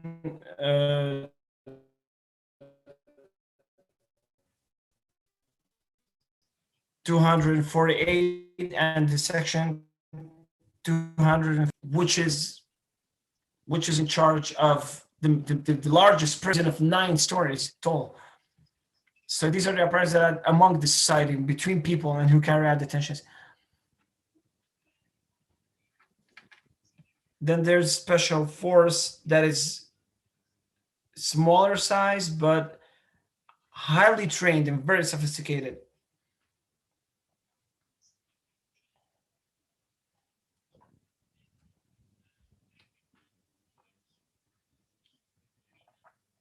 Now, what in our research, the Syrian Gulag, we found that the Air Force intelligence is the most powerful part of the security apparatus. It has absolute freedom in using airports and all infrastructure of the state for security operations. But when I speak about security operations, I'm not necessarily speaking about the terrorist armed organizations that are threatening the state. Security operations also include targeting civilian, popular dissent groups that are described as terrorists. And the laws used for for these people are actually the same applied for terrorists, which have evolved since 2013, 2014. And that can get people in prison for 10 years for protesting. And there's a huge evolution that happened in recent years. Now, the two biggest apparatus are the ones that I described, and there is the general direction of state security, general direction of the state security, which is pretty much identical to the state security apparatus in Egypt. It does the same kind of jobs, and then there is the unit 1114, which is directly dependent. It is directly linked to the President of the Republic, and it has a military facade, but it has a more real intelligence work. Then there are a lot of sections that are all over the country, like the 2050 section in Damascus, operates in Damascus, and it actually intervenes in every single aspect of naming high-ranking officials and including people in the state media and TV and in different institutions. Absolutely bureaucratic tasks. It intervenes. It has the power to intervene in them. Another apparatus, which is an inheritance from the colonial period, which main task is, or what's supposed to exert some control over military officers and their conduct and their cases, but it has evolved so much to include even, intervening in the license to the, to a fruit seller in the street, to that point. Now, there's the military police, which is the apparatus that regulates rhythm between different, between different apparatus for transferring prisoners from one apparatus to the other. So that's the military police. The military police has a more dangerous task, which is being the archive of the Syrian army and the archive of the Syrian prisons, which is the most effective part of the system in imprisoning people. The oldest prison in Syria is Al-Mazza prison, which is also from the colonial era.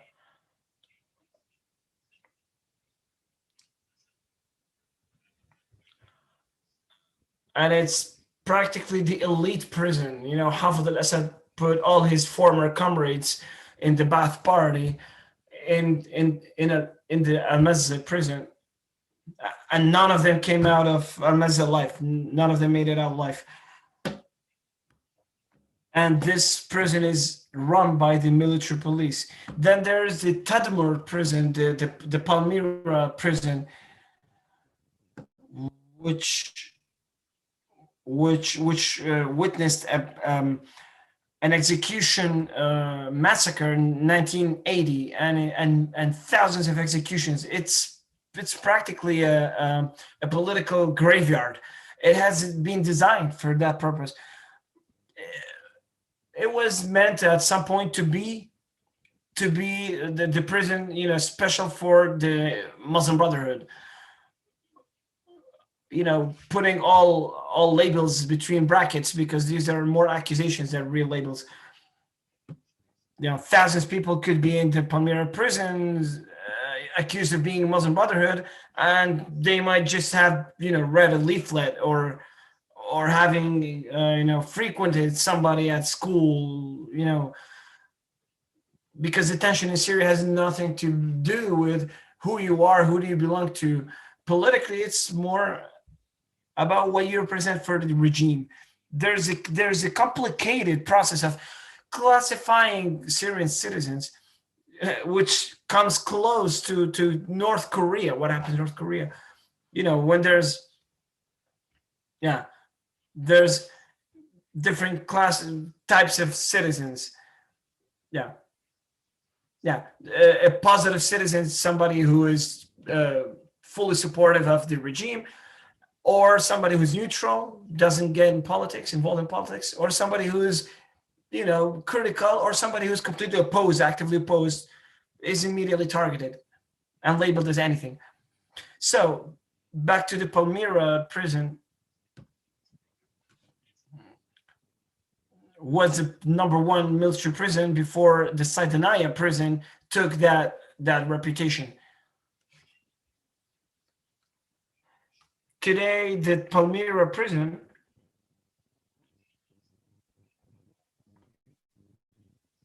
nowadays, we have no information, but we're pretty sure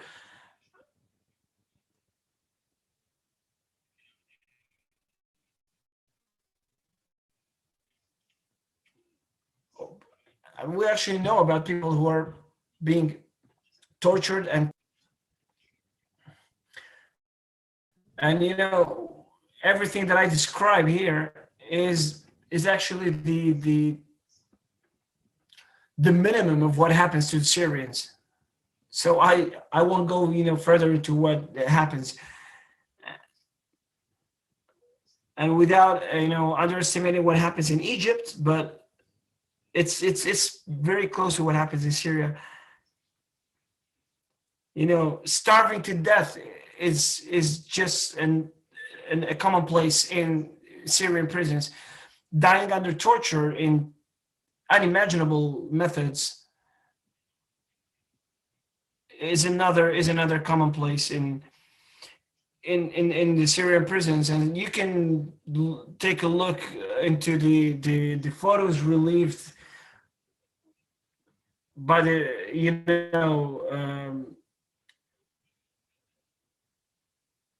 during the Caesar law, that motivated the Caesar law of sanctions against Syria. If you have the guts to look at those pictures, fully scientific study of what happens in Syrian prisons. What we have is an archive of recopilation of testimonies.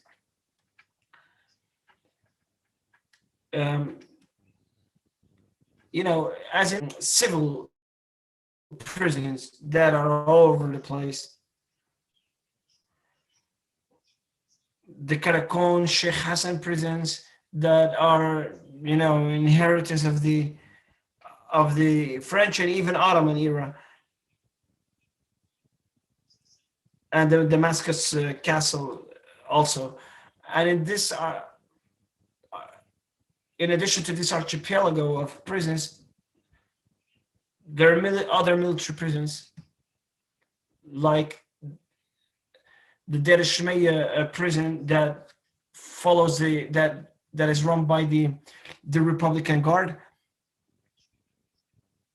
Another prison is run by the 4th Regiment, which is the top elite regiment in the armed forces. I hope actually that if we had a little bit more time to discuss further, but we might have coming opportunities in the future to discuss this. Thank you. Thank you very much, Jabir. I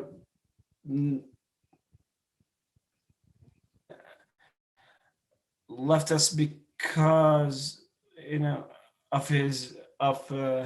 of her daughter, but our colleague Zena Zarur will read the intervention of Walid Dakka, and then we will go to a recess or a break.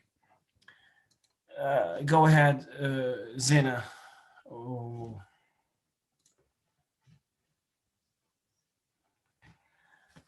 Experience of prison has taught me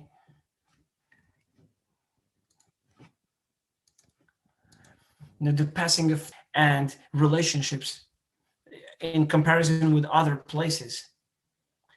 Administration of prisons plays with time to create these differences. The prisoner identifies through the lens of time that has been played with. Places are not identified, they're seen and understood through the lens of time. Understanding the place through the rhythm of time is an individual subjective experience that can become collective through interaction between prisoners or through body language, and what is discovered collectively is something that reflects itself from the space upon who reproduce it in the mirrors of themselves. It's a reflection of the ray of time on oneself.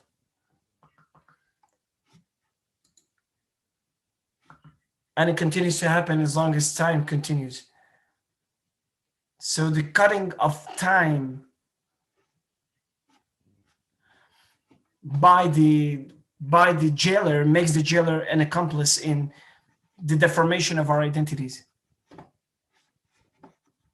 What happens in the prisons and applied on the no, there's a paradox in the middle of this. The jailer actually shapes the prisoner based on his own fears from the prisoner and vice versa. The jailer wants to handcuff the prisoner to prevent him from leaving his time, or handcuff him or limit him in limiting his time or cutting his time. Then the jailer himself becomes afraid of the shape that he has created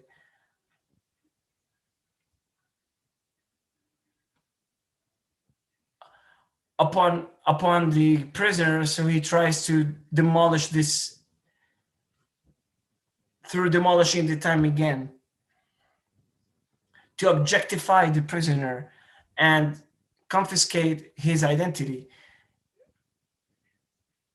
reaching a political liquidation of the prisoner. There are 5 spaces of Palestinian prisoners: West Bank, Gaza, Jerusalem, and the exile. Categories of prisoners and prison spaces that have different legal frameworks and practices that have been drawn by a political legal colonial system. This fragmentation that was supposed to be temporary became permanent. The question is how to prevent the decomposition of the Palestinian identity in different time and space contexts.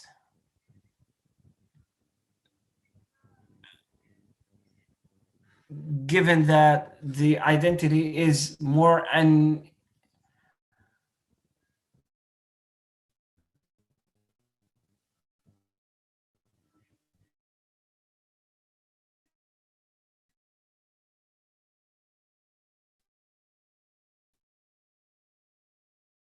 an imagined thing, fragments to maintain their identity,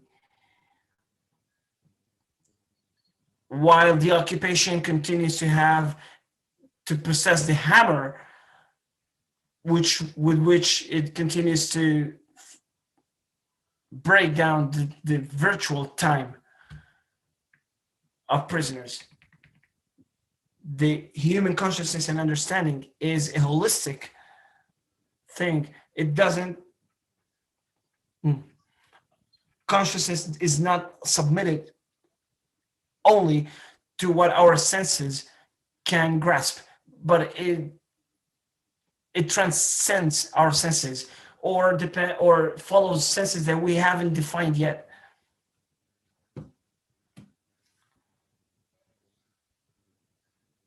It's consciousness that builds itself between, that echoes what Hussein Barghouti wrote about the relationship between the olive and the oil. The consciousness is the reflection of the material reality, which puts the imagination in face of the reality. The reality is imagination as much as imagination is reality. Space and time are twins. They extend into each other. If it's Ramallah, but the rhythm of time is breaking it into longer or shorter. When the same period of time is compressed into a more constrained space, the feeling of the same period of time becomes heavier and longer.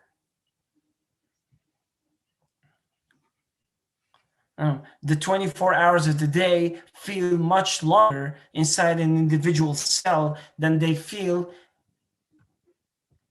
in the cells section when you can move.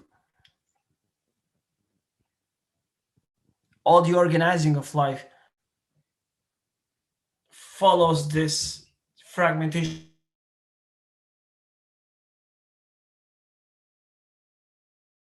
of time. The occupation, when it tries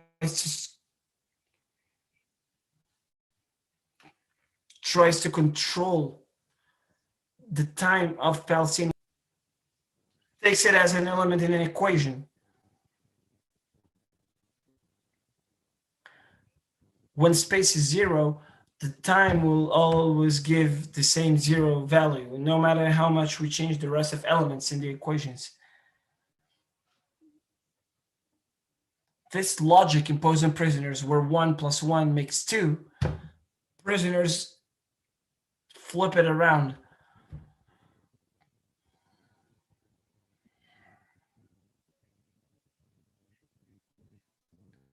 Where this normal reason, where 1 + 1 = 2, is rejected. Otherwise, why would a prisoner go into a hunger strike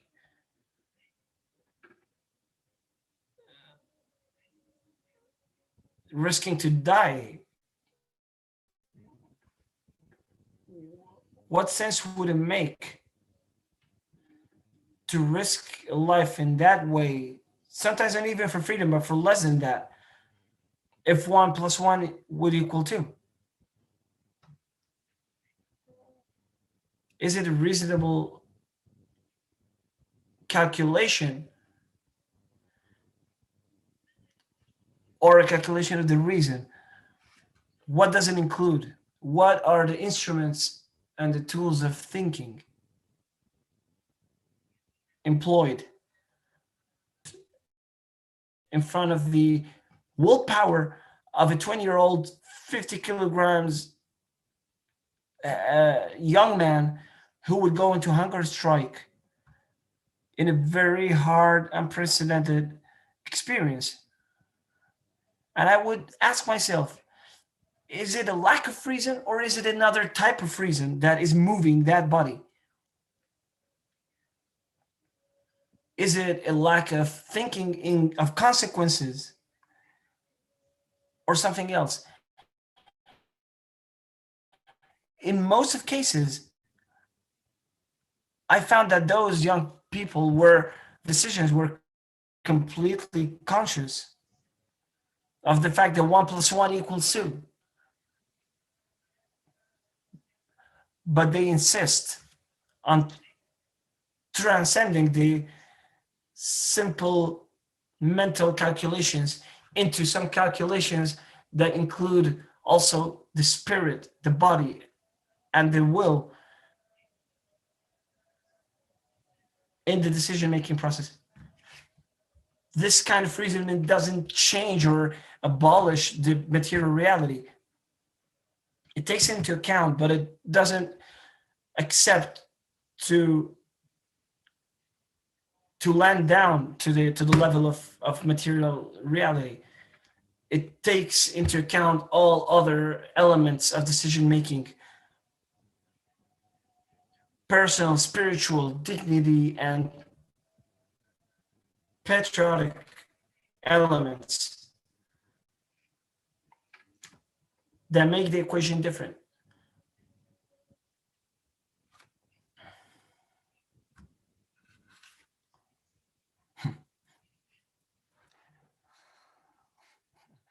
من الأول.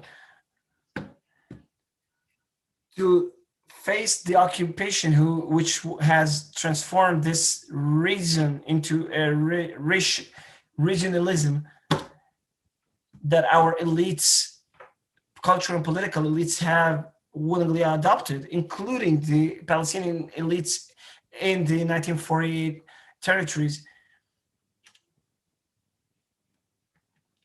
has convinced them of some kind of regionalism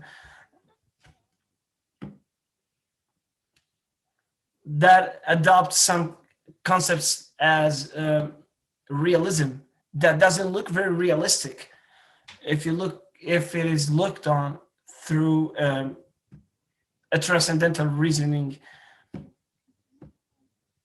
This is the realism of the defeated reason that has accepted defeat, that has accepted the rhetoric according to which we should accept as a fact the distance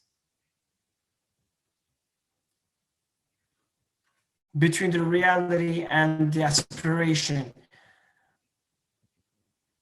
which a prisoner that rises like in hunger strike breaches, actually.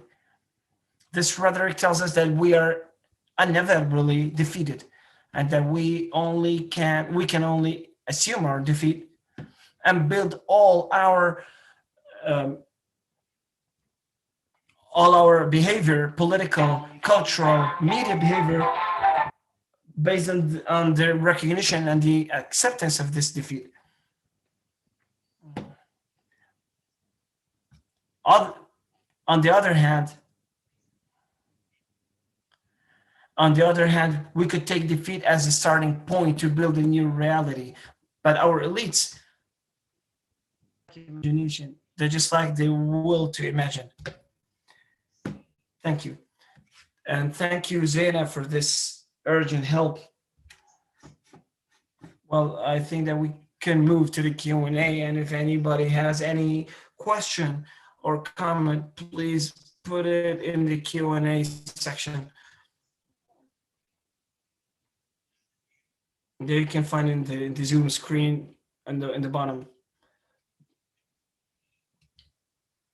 Well, Martino, Chrissy, Liz, and everybody else, you can turn on your video. Lisa Hajar asks to Jabir, can you tell us a little bit more about the Palestine section in the Syrian intelligence? And another question to Jabir.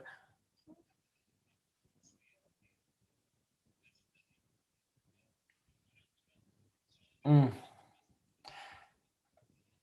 There are now, the second question is, there are now trials in Germany against several accused Syrian torturers. Can you discuss that?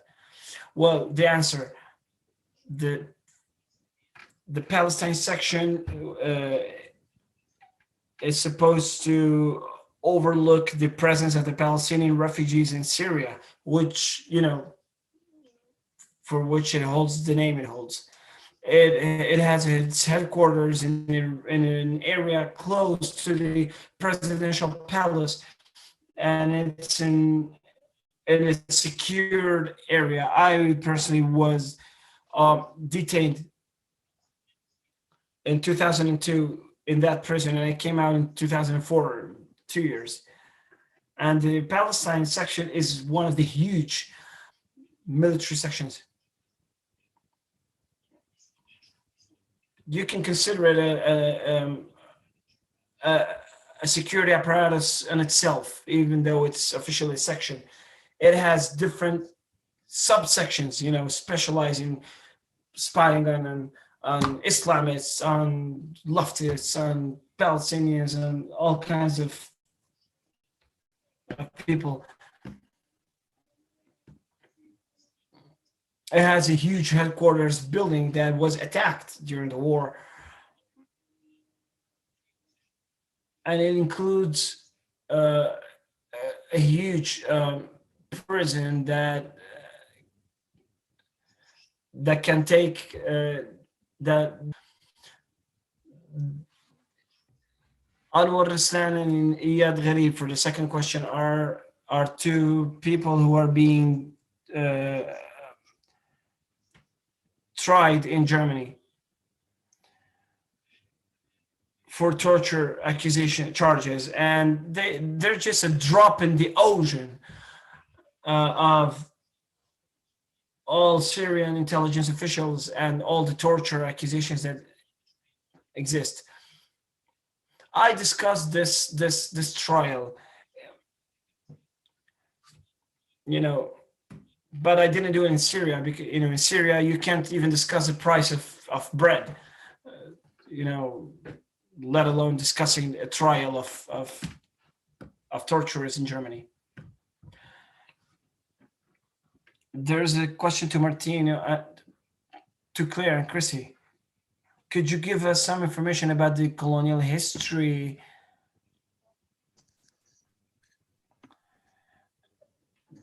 the persecution of the Kanak people during the French colonization period?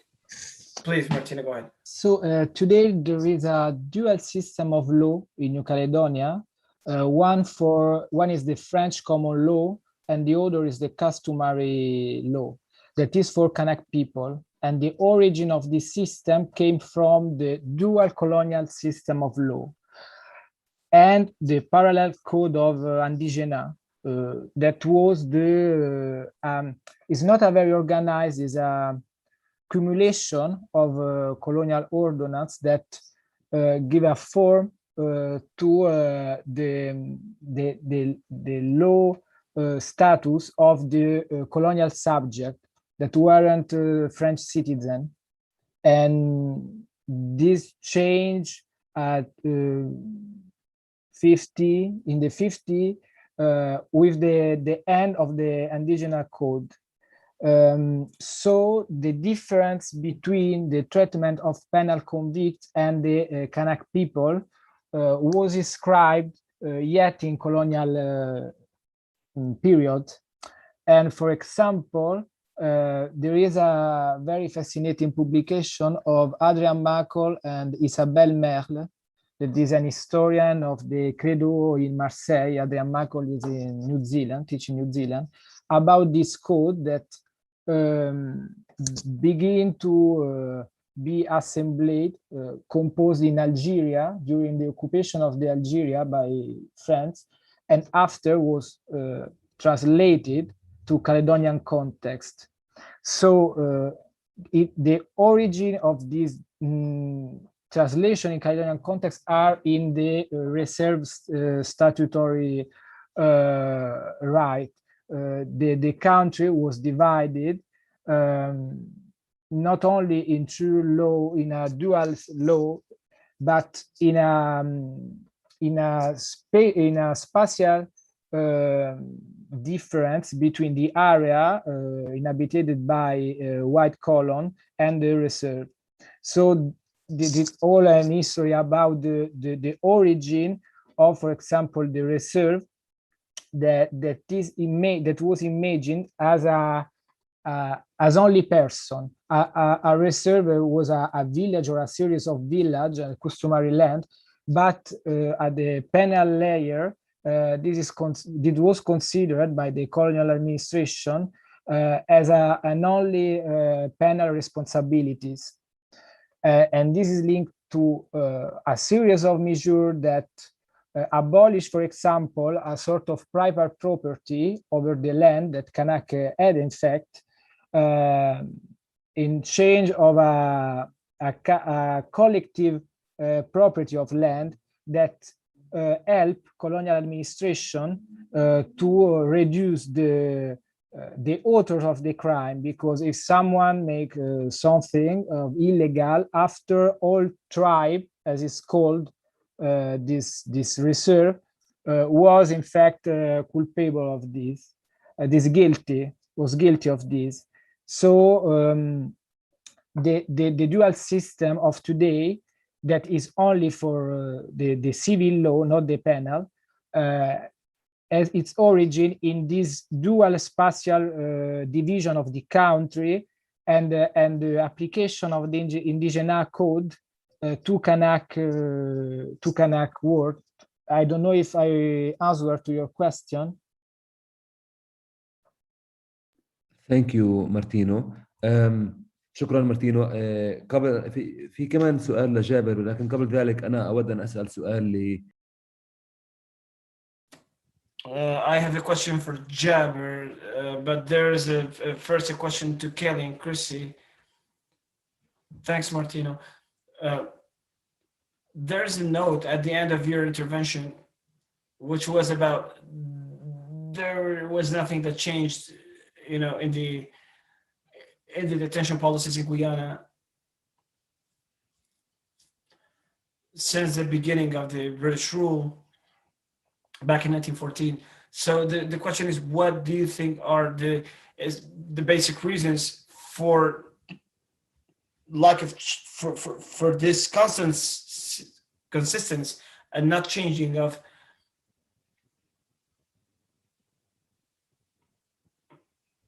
the rates in the incarcerated population, despite all the methods of and the practice of resistance that you talk about?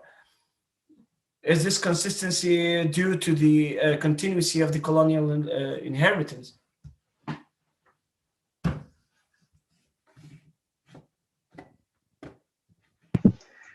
Yes, that's basically what we argue with the larger project, that the legacies of colonialism exist even though it's an independent state.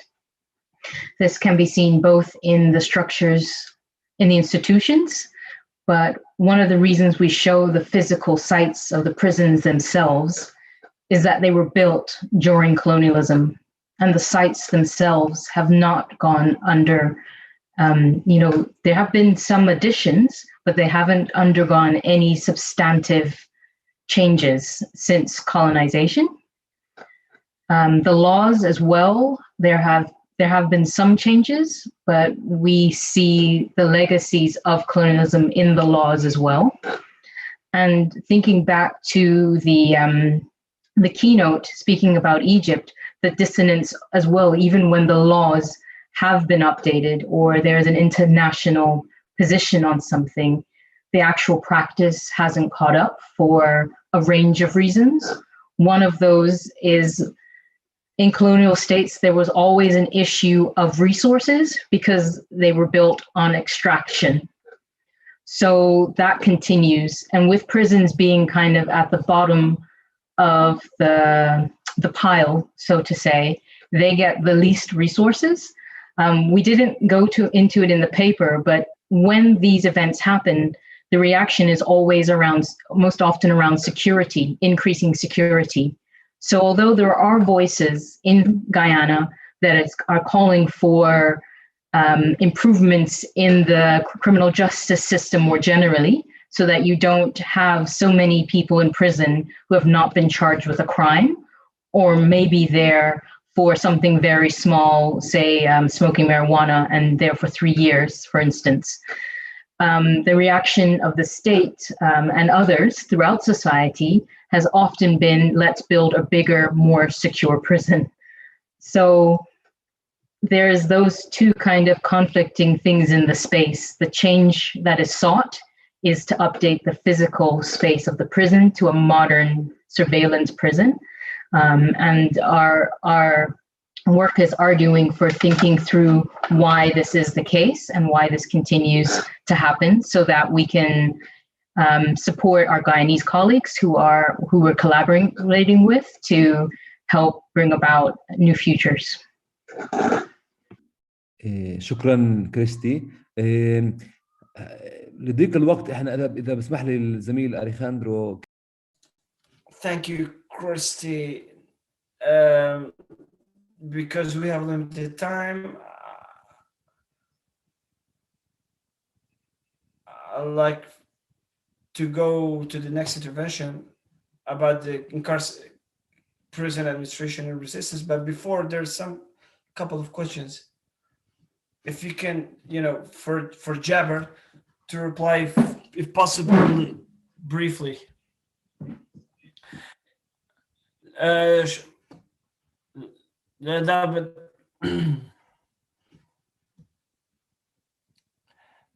For Jabber, how much surveillance technology do the various intelligence groups who monitor in Damascus or other Syrian cities? So in Syria, we do not have high level surveillance technology. Don't get me wrong, everything is controlled, everything is surveilled, phones, everything. But the technologies that we use or the methods that are used is a very old and traditional one, depending on more than 65,000 full-time job spies and informers all over, in addition to volunteers and part-time informers. So it's depending on large number of informers who write periodical reports to the authorities.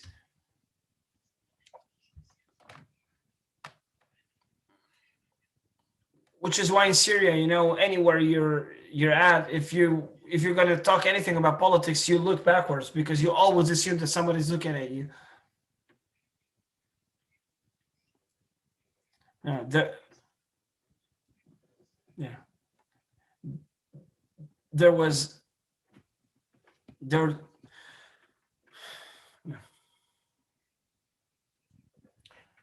There's a high rate of informers per capita that only increasing in recent years.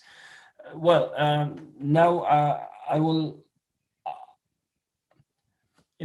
a question from Ashjan about Walid Daqqa. Walid Daqqa says that if the jailer has the hammer to fragment time and virtual time, in his opening notes, Mudar Qassis spoke about controlling in prison as a method or a way to control future. Because however, there's a contradiction between controlling the body to control the future and the modernistic approach, which is more about controlling will. So here comes the controlling of time. This new mentality or imagination approach that Walid proposes of transcendental reason to prevent political liquidation or extermination of the Palestinian identity within fragmented time. Thank you, Ashjan. Thank you, and thanks to Walid Daqqa, and we we hope for him to be free soon. Thank you all. Now we go to a break and we see you in the next session.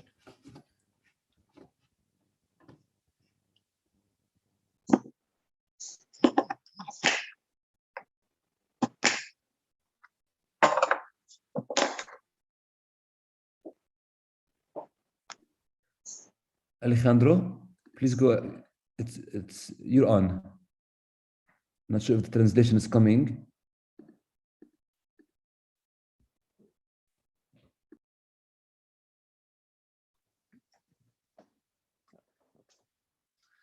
Hello, everybody. All right, thank you. Hello, everybody. Good morning, afternoon, or evening, wherever you're located. Before we jump into the panel, I do want to remind everyone that we're streaming this panel on Facebook and YouTube, and that this conversation is translated in Arabic, Spanish, and English, really to facilitate these transnational conversations. So you should see the interpretation icon at the bottom of your screen. And one important logistical note is that the Arabic channel is under the Japanese title.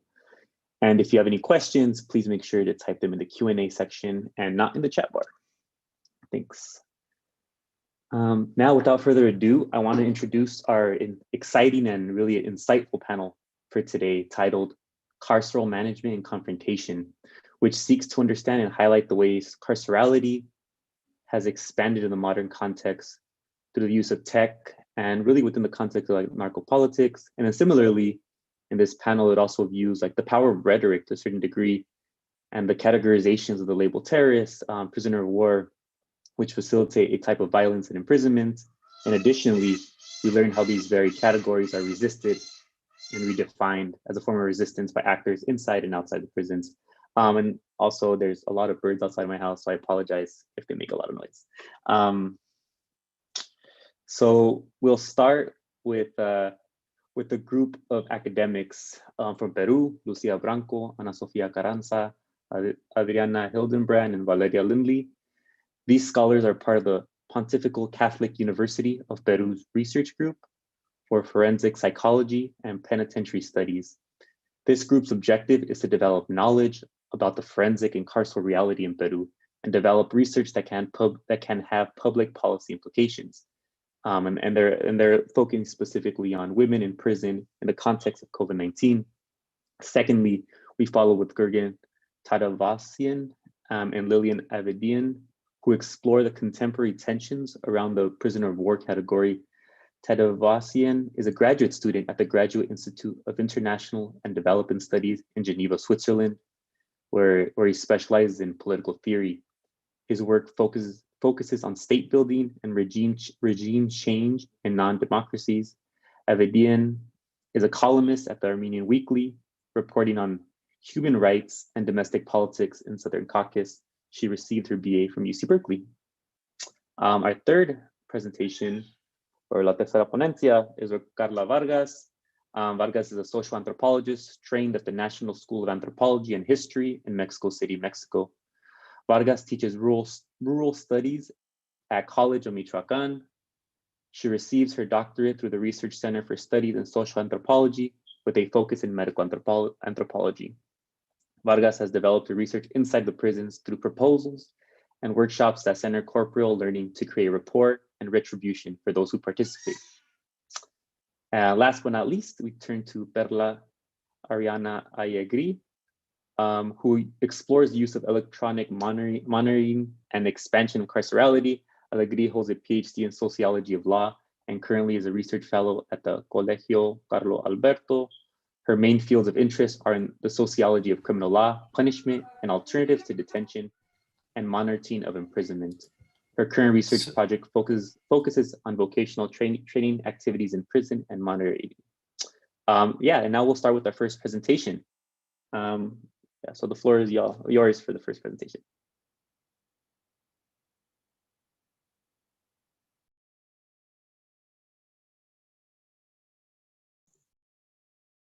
Okay, creo que yo soy la primera, ¿verdad? Right? Yes, sorry. Ana Sofia Carranza, yes. Thank you for the presentation. Good afternoon, good evening, wherever you are. I'm going to talk about resisting COVID-19, an analysis of public letters from women in prison in Lima in Peru. And I'm sharing this presentation with my colleagues.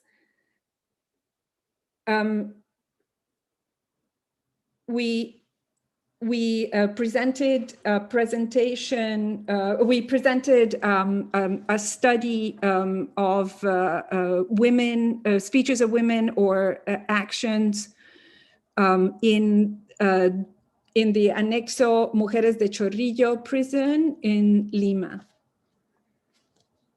One of is a collective letter and 15 individual letters, and we studied them with the authorization of their authors.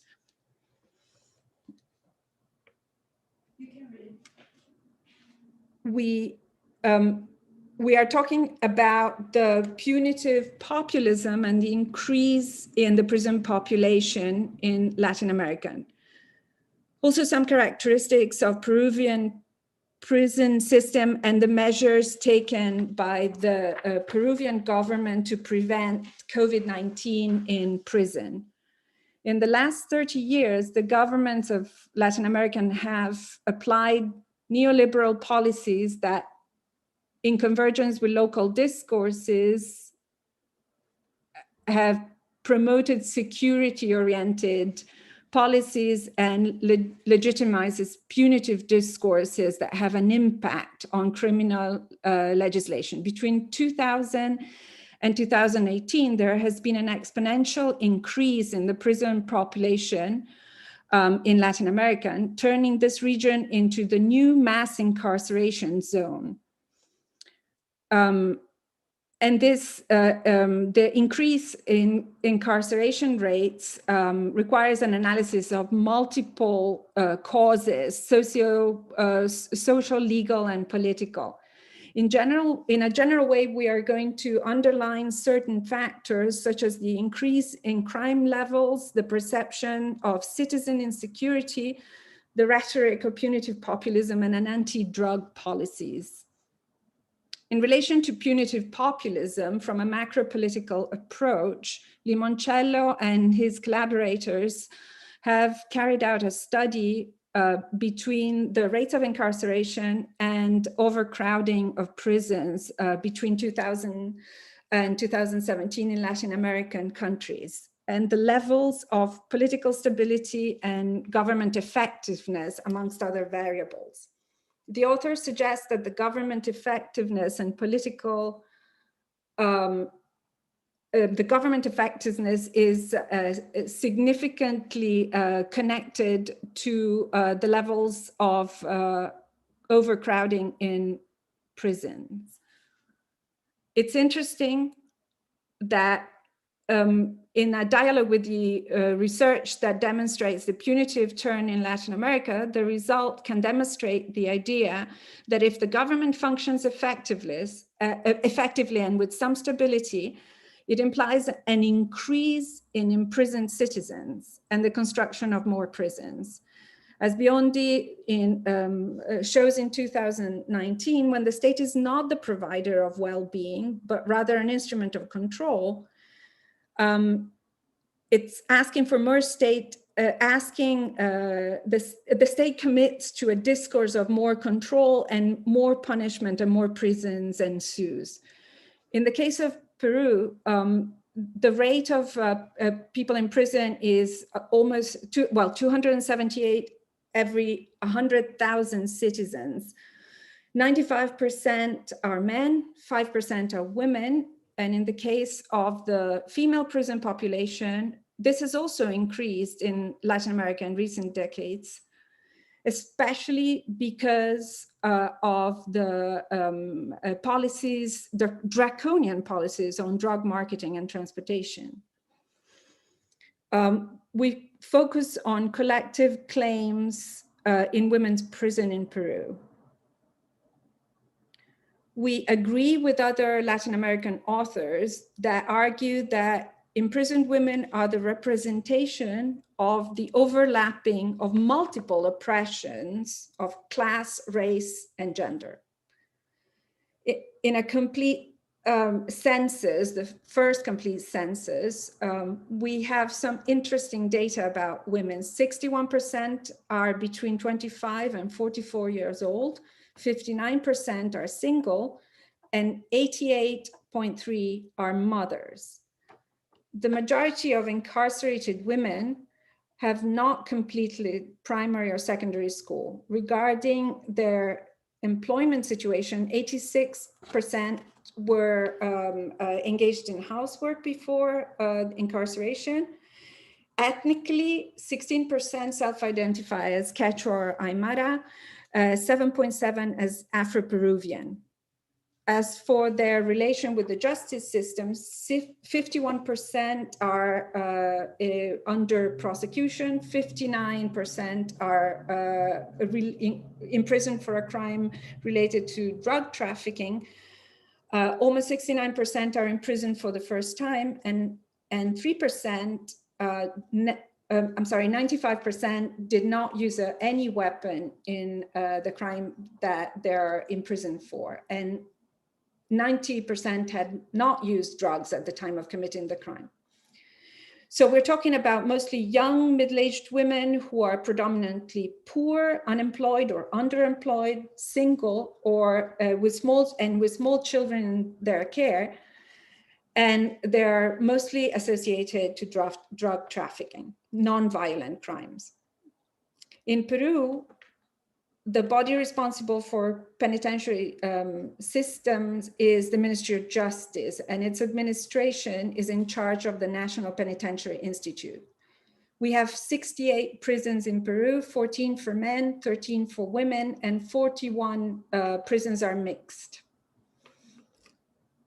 And they can total a little more than 40,000 people. The biggest problem in our prisons, as in the rest of Latin America, is overpopulation. The increasing incarceration rates has overcrowding as a consequence, and the conditions are precarious and inhumane. In Peru, prisons are occupied, have a 232% occupancy rate. In 2017, with a legislative decree, the emergency of the national penitentiary system was declared, alleging a crisis that dates back decades and is attributed to overpopulation and insufficient economic means to guarantee treatment, but also health and safety. Where this means that within prisons, we are underlining the unhealthy and precarious conditions which have been denounced internationally and nationally for people detained in prisons. So prisons are focal points for the spread for contagious diseases. So the chances of getting HIV and HIV infections are 5 times greater in prison than for the rest of the population.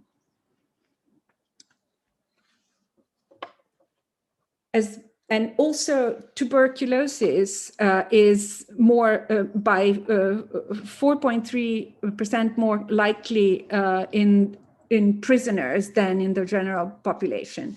In Peru, but also in other areas of Latin America, it's aggravated by the lack of medical personnel. So there are only 64 doctors throughout the country. This means 1 doctor for almost 1,500 inmates. And this is not considering the centralization of human resources. So the majority of doctors are close to the capital.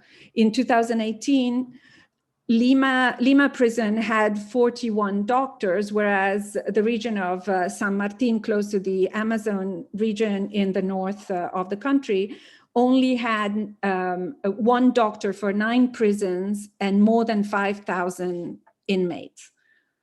The response to COVID-19 in prison in Peru was differently efficient. On one hand, visits are restricted, assistance in the treatment area is temporarily suspended, and infection and isolation protocols are promoted in case of contagion. There's also a fund established of 10 million soles, approximately $3 million, for the first months of the pandemic, and to improve water, sewage, and buying biosafety items. There was also a proposal for the release of 10,000 inmates presented in April, but on the other hand, the crisis in prison has also gone hand in hand with a political crisis in Peru.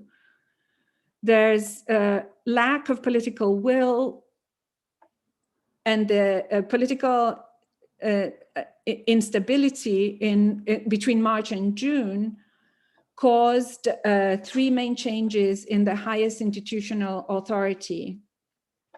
Only 10% of the budget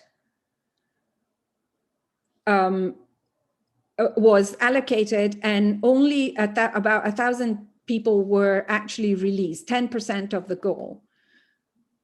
There was a lack of personnel and medical and biosafety equipment. Overcrowding obviously does not allow isolation, and social distancing and visits who are a benefit for the inmates have been restricted despite their positive emotional effect. So there have been, by 2020 in July, there were 10,000 prisoners that were affected by COVID and at least 300 deaths. But to date, there's no longer any public information that accounts for what is happening within the prisons. We need to also clarify something. In general, when people are talking about actions of resistance within prisons, they tend to call them riots.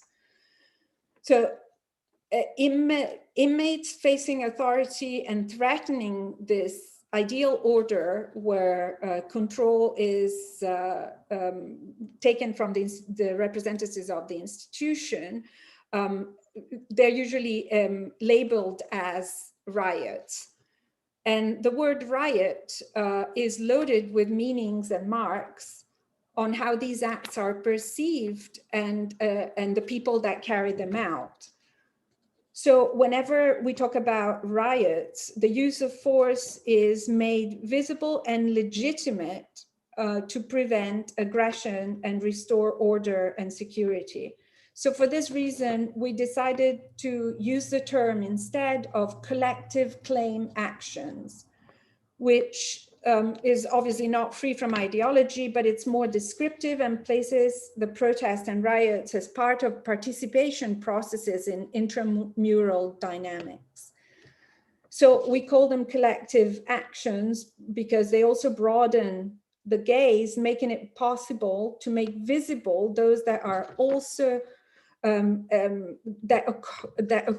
actions that occur but do not get the same public attention. It also offers the possibility of having a gendered perspective, and it is possible to analyze the actions that are not usually considered, such as public letters, like we do here.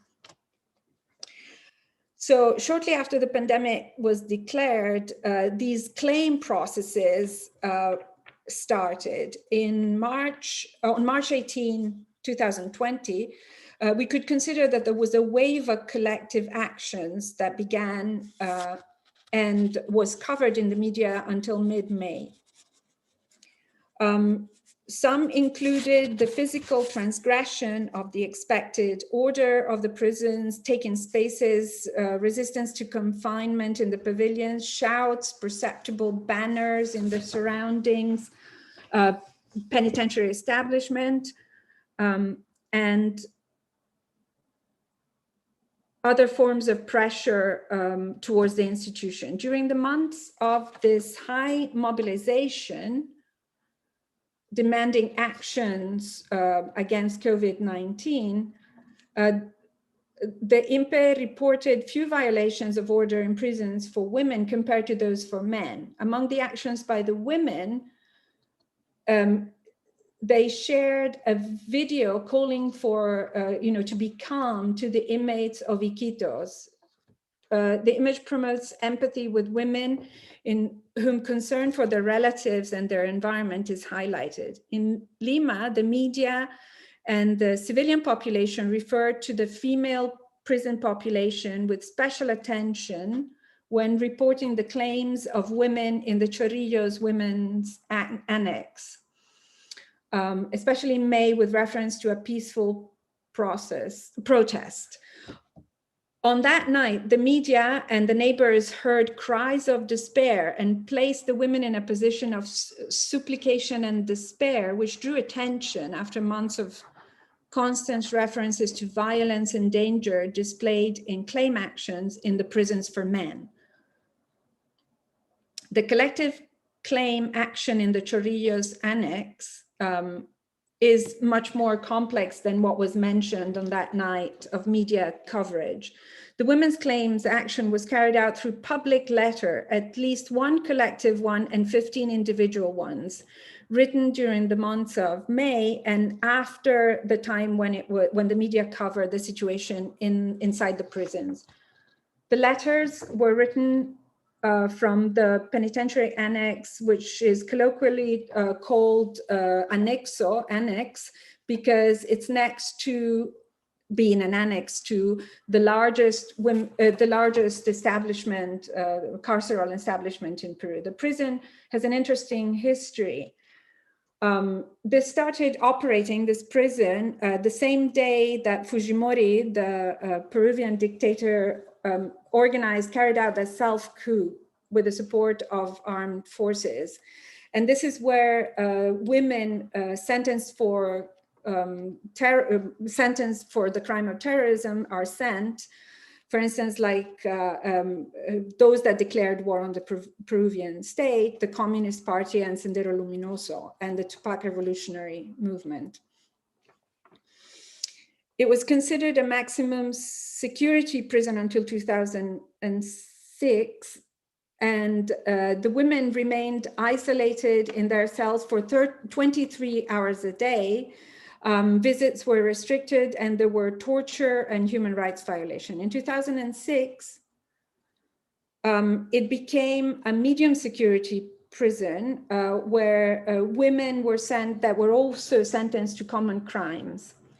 At the moment, there are 3 pavilions, A, B, and C. The women that are considered problematic or are at the beginning of their process of resocialization are in Pavilion C. Those that are in that process are in Pavilion B, and those that are quieter or further along the process are in Pavilion A. Why is it important to talk about the history of the annex? Because women sentenced for terrorism in Peru have long sentences, 25 to 30 years without prison benefits. And the connection between the organization of the pavilions and the prison population is very important. So women, for many years, women that were more problematic or terrorists or labeled as terrorists were in Ward A. Those that were not engaged politically in Ward B, and common crimes, Ward C. And now these rules and these connections are set up by the same women that live for many years in these different pavilion. So there's a formal and informal organization inside the collective of population of prisons. An annex is in general a highly organized structure, not just by the institution governing the prison, but also you have, sorry to stop you, but you have about 5 minutes more. As I was telling you before, within this structure, analyzing the joint text of the letters allows us to see what the demands are in this joint process of the collective claims. Some data that are systematically present in the letters. Some say that there are mothers, 5 don't mention them, don't mention whether they're mothers, but the majority of them have more than 10 years in prison. Many of them say that they've been, well, most of them don't say why they were sentenced, but some of them say that they are connected to drug trafficking. They demand a way or help to be supported to preserve their lives and request help. In the great majority of letters, they're talking about mental health or physical health, and they justify their requests because they're afraid to be of the COVID contagion. So they consider that they are a particular risk for COVID-19, and they ask for more support and help. There's 2 routes that are summarized in the collective letter. So there's a proposal. There's 2 proposals. One that has to do with their health, whether mental or physical. The other with a commutation of the penalty that they're going through. So it's a judicial and a caregiving aspect, healthcare. These are the aspects that were actually already highlighted by the proposals for changes in the prison system in 2017. So, and these letters actually highlight that little has been done and that things need to change in the way women are treated in prison in Peru.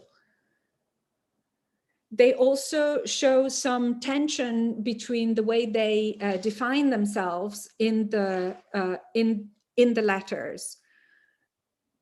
In part, they, there's a tension between being prisoners, but also caregivers. For instance, their collective signature of this letter underlines the fact that they feel they are a collective, a group. At the same time, they protest against this feeling of being forgotten from the outside. And specifically, they complain about the fact that they are, the women in this annex are suffering from a series of consequences, and they have a very different life from the people outside the prison. I'm sorry, I could go on, but I would like to say a couple of things more, but I don't want to take too much time. I'm going to read the conclusions. In general, what we say is that the letters that we analyze, the claim of women are this, on the positive side, that this idea of collectiveness, but there's also a complaint about excessive punitiveness in prison. And we think that it's also a protest against the patriarchal discourses of punishment given to these women. It's a form of, we also want to call these things claims, as we said, so that the gaze can be broadened and can be made more complex even to the outside. And we propose that this gives more agency to women that are already deprived of their freedom. I'm sorry, I know that that I've taken too much time. Thank you. Thank you for the space you've given me, and we can talk about it further in the question conversation, the Q&A. Yeah, and I think this dovetails perfectly into our next talk. So Gergen and Lillian, the floor is yours.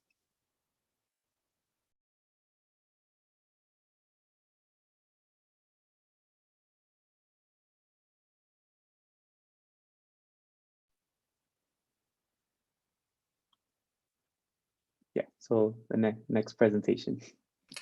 Just to check, is it us? Yes, sorry, Okay, I might have mispronounced your name terribly, and I apologize. Okay, just give me a second. We'll be sharing our screen.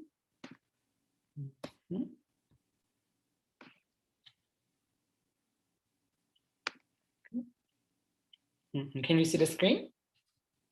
Great, amazing. Please, Lillian, start. Yes, so thank you so much for the introduction. So Gurgen Tadevosyan and I will be presenting our paper, which is titled Prisoners of War, Dehumanization and Resistance in the 2020 Nagorno-Karabakh Conflict. I'd like to begin by providing some background context about the region that we will be discussing. So Nagorno-Karabakh, or the self-declared Republic of Artsakh, is a disputed territory historically populated by ethnic Armenians and internationally recognized as part of Azerbaijan. The ceasefire agreement signed on November 9, 2020, ending the Second Nagorno-Karabakh War between Armenia and Azerbaijan, stipulated the exchange of all prisoners of war and other detained persons.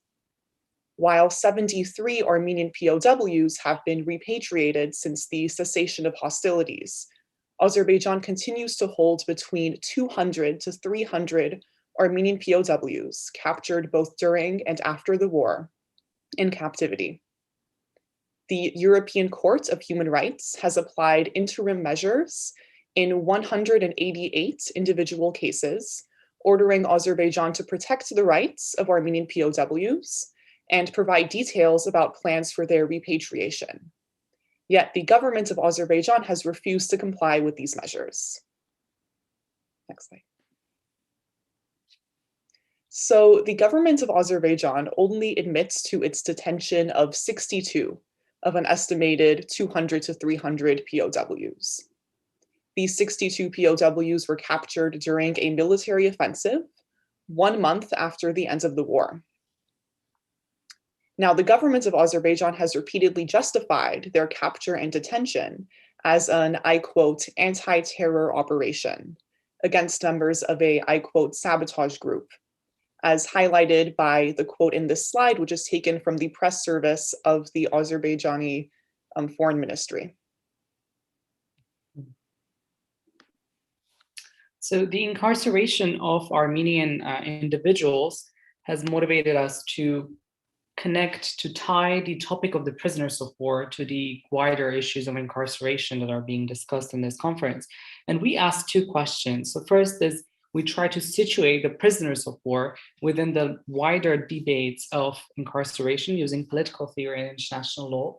And then we also move towards the understanding resistance that individuals and people close to POWs and also human rights organizations employ to resist this status of being a prisoner of war.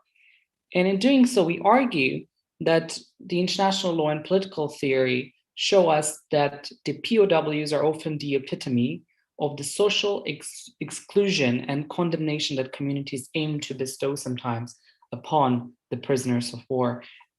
And in the second part, using critical approach and particularly feminist theories and international relations, we argue that individuals restore dignity to POWs through the language of humanization. So first, we try to understand what is the best way of defining POWs, and what is very helpful in doing so is the 1949 Geneva Convention relative to the treatment of prisoners, Article 4 of which directly defines who prisoners of war, POWs, are. It says, persons protected by the conventions are those who at a given moment and in any manner whatsoever find themselves in case of a conflict or occupation in the hands of a party to the conflict or occupying power of which they are not nationals. And here I want to highlight the last part, which says that they are not nationals, because this will be important in our understanding of how the prisoners of war fit in this environment where they are taken or judged, they are incarcerated by a community which they are not part of. Of course, that is nothing new. You can see a tourist that visits a different country and gets incarcerated there for one reason or another, but the prisoners of war are a specific strata, specific part of that topic, which will be reflected in our analysis. And this also leads us to the Article 82 of the same convention, which claims that a prisoner of war shall be subject to the laws, regulations, and orders in the force that is detaining them, and that the detaining power shall be justified in taking judicial or disciplinary measures against them. And this leads to a connection to the political theory of the Enlightenment period. Interestingly enough, John Locke says that he does not understand or comprehend a situation when an alien of another country can be punished by a second country, a country which it's not part of.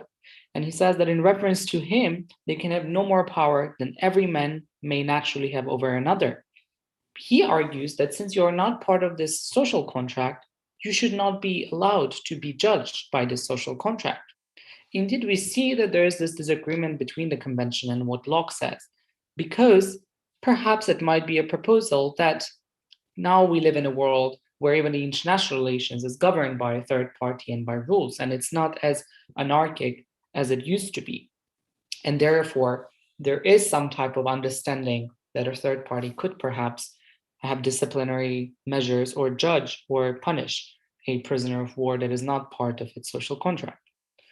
Rousseau has an interesting approach to people who try to wage a war with a different community, with the social contract. And here we look at particular prisoners of war, and those are the ones who, in participating in the war, aim to destroy the enemy's social contract. So it's the enemies, they did not just want to push for a particular policy, but they wanted to destroy the enemy, the enemy's country, or the enemy's coordination and social contract in general. And Rousseau says in reference to this that every malefactor who attacks the social right becomes through his transgression a rebel and a traitor to the homeland. In violating its laws, he wages war with it. So here he shows us that the person who's trying to destroy the social contract should be judged and he should be punished because he is committing a very grave crime. Indeed, here in this quote, he refers to people from within the countries fighting the social contract. So this is not about protest, but it's about when the person is trying to destroy the governments, rather the anarchy. And here, when we apply this to the prisoners of war, these are rather people who from the outside try to destroy the social contract, and which perhaps brings to tension between the group that is being benefiting from the social contract and the prisoner of war who previously tried to destroy this coordination. Of course, the hatred and desire to punish the prisoner arise from this attempted destruction of the social contract. Thucydides gives us an interesting insight into how the Athenians thought about this. Cleon, who was the military general in the Athenian army, was the one who persuaded the assembly to take revenge from the Mytileneans who decided to rebel against the Athenians. And he says to the Athenian public, recall as vividly as you can what they did to you, and how it was more than anything else for you to defeat them then. Pay them back now, and do not be softened in the sight of their present condition. I think this is a beautiful quote that just encapsulates the feeling that people might have towards prisoners of war, towards these people who previously tried to destroy you, but now they are your captives. So they need to pay them. You need to pay them back now. Do not be softened by the poor condition they are in now in our prison. We need to get our revenge. And Burkhardt and Connor, from a more recent paper from 2016, give us an interesting analysis of this, that how there is this vicarious catharsis when the public punishes an enemy prisoner of war, because this subsequent act of punishing a crime revivifies the society by reaffirming the shared moral understanding of right and wrong, because the POW tried to destroy your social contract, and now by punishing, you revive your understanding of what is right and what is good and what is moral. And by dramatizing this, you further send a signal of what's an acceptable behavior and what is not. And this ties to the illegitimate and legitimate ways in which POWs get to be treated. So Hickman notes that captives available for legitimate purposes can also be available for illegitimate purposes, because especially the prisoners of war, in case of prisoners of war, neither the elites of the state nor the masses within the society hold them in continuing custody of the society that is holding them, view them as part of the moral community. The POWs are outsiders. They were the enemies. They were the people trying to destroy you. So now both the masses and the elites are not interested in protecting them. And furthermore, they could potentially be more inclined towards punishing them legitimately or illegitimately. Durkheim, however, gives us a very interesting and a different approach. He says that the lower status that prisoners of war occupy in victorious tribes or states do not necessarily mean that they are condemned to staying in this social function forever, or that that is going to define their experience. He knows that in some cases, the prisoners of war are assimilated with the conquerors. And in this part, I was thinking of perhaps princes who are taken as prisoners of war and then used as puppet governors of the losing state in the future. So he says that if such differences make the division of labor possible, they do not impose that division, because such differences are given. It does not follow that they are used. And this is rather referring to the idea that perhaps the view and the image of prisoners of war is to an extent constructed, that we choose to put the prisoners of war in this particular box, that rather it is not necessarily like that from the very beginning. And then he concludes with an interesting and more cosmopolitan approach, saying that all in all, they are of small account beside the resemblance that men continue to display between one another. So therefore, it could be asserted that a hatred and division between that the public feels towards prisoners of war is rather socially constructed. And here I pass to Lillian, who will elaborate more on the language and other approaches that may be used to create this division. Thank you, Gurgen. So this understanding of what the POW is and the relationship between POWs and the country in which they are imprisoned can help us understand the experience and the treatment of Armenian POWs from the Nagorno-Karabakh War in Azerbaijan. So I'd like to begin by providing some context. International and non-governmental organizations have documented several decades of systemic dissemination of hateful rhetoric and propaganda targeting the Armenian nation and population pervasive within Azerbaijani government structures, educational institutions, and media outlets. And the two quotes that I've included on this slide help elucidate the dissemination of this rhetoric. First, we have a quote that is taken from a high school textbook. And second, I have a quote taken from a chamber ruling by the European Court of Human Rights regarding a case in which a hate crime was committed by an Azerbaijani member of the military against an Armenian individual. And the hate crime was not only pardoned by the Azerbaijani government, but also glorified. Next slide. So we argue that the designation of Armenian POWs as terrorists situates POWs within this national rhetoric, characterizing Armenians as the perpetual enemy and aggressor of the Azerbaijani nation, and that this language further legitimizes violent retaliation against POWs. During and after the war, countless videos of Azerbaijani soldiers beating, cursing, humiliating, and murdering Armenian POWs have been circulated on social media, posted by representatives of the Azerbaijani military. Next slide. So, looking at these videos depicting torture and inhuman treatment of Armenian POWs, looking at the language used to testify to these experiences, we've reached two questions.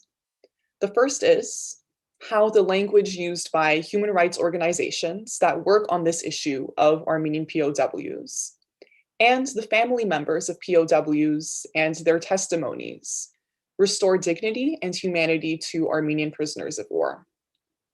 And the second question is whether there are possibilities for mourning the death and suffering of Armenian POWs when their victimization is not acknowledged. Beginning with about 2 more minutes. Sorry, Lillian, for cutting you off. Okay, so beginning with human rights organizations, a statement by the Armenian Legal Center for Justice and Human Rights names 19 POWs and civilians murdered in Azerbaijani captivity during and after the war. The report provides the full names, ages, and places of origin of the deceased. It describes the circumstances of their death and capture, as well as their familial and neighborly relations. So I have 3 of those POWs on the slide here: Nareg Babayan, Eric Mkhitaryan, and Gennady Petrosyan. So the statement recognizes the 19 individuals as victims of violence perpetrated by the Azerbaijani military who are worthy of mourning.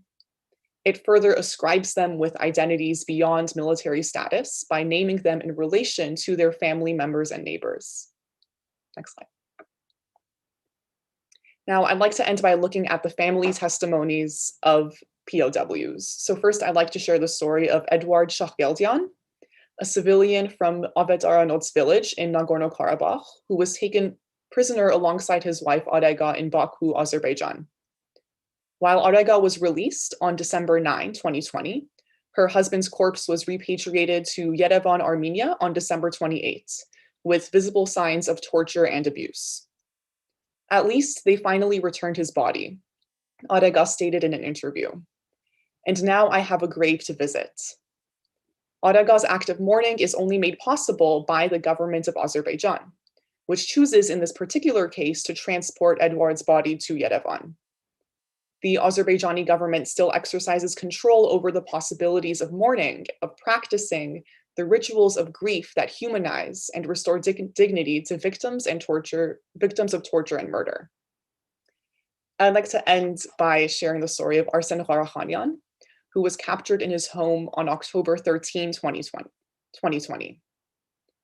Videos depicting the physical and psychological torture inflicted on Arsen circulated on social media on January 6, 2021, and 2 weeks later, his corpse was released. Why did they kill our son? He wasn't fighting in the war. He was unarmed, Ida said in an interview. So it's a war, so they rounded him up, but the war ended, and they still didn't let him go. They abused him, they filmed him, they posted these videos, and then killed him. Why? Ida questions the rationality of the violent actions of the perpetrator. By objecting to the logic underpinning her son's murder, she undermines the permissibility and necessity of death of the Armenian POWs arising from the terminology of terrorism. She not only recognizes Arsen as a victim of the Azerbaijani military, but also casts doubt upon the language of terrorism that dehumanizes POWs and demands their suffering and death.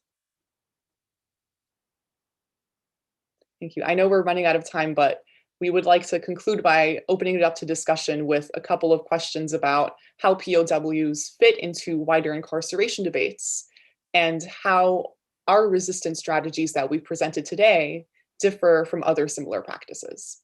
Thank you for your attention. Definitely follow up with that at the end. Thank you.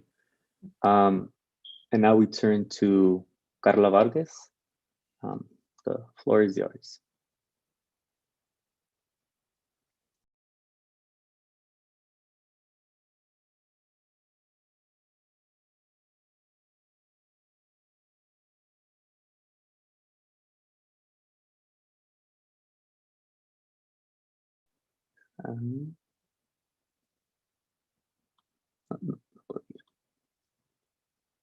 Can't hear you. No se puede oír. Está mute. Maybe some.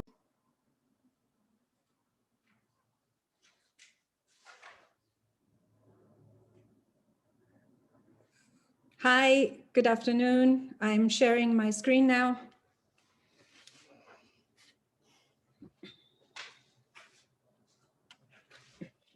Can you see it well?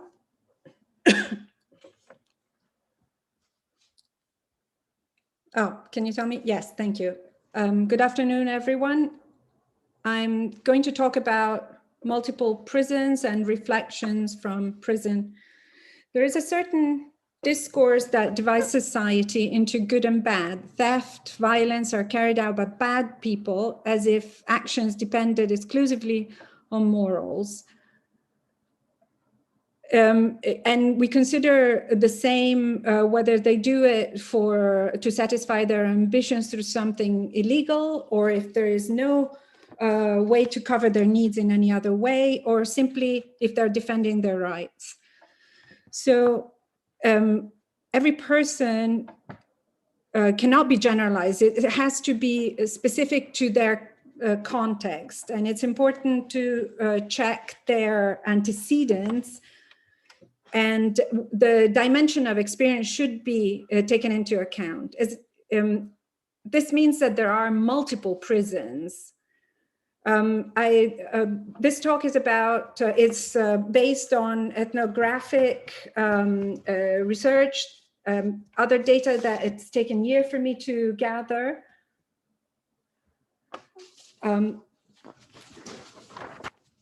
Michoacan is a very fertile country, and especially avocados.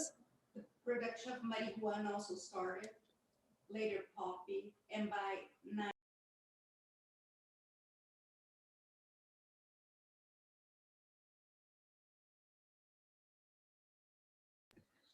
which is a powerful methamphetamine base. Can you make your PowerPoint bigger?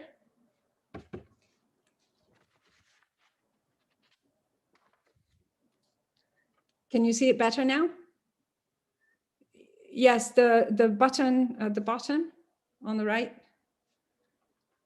Here.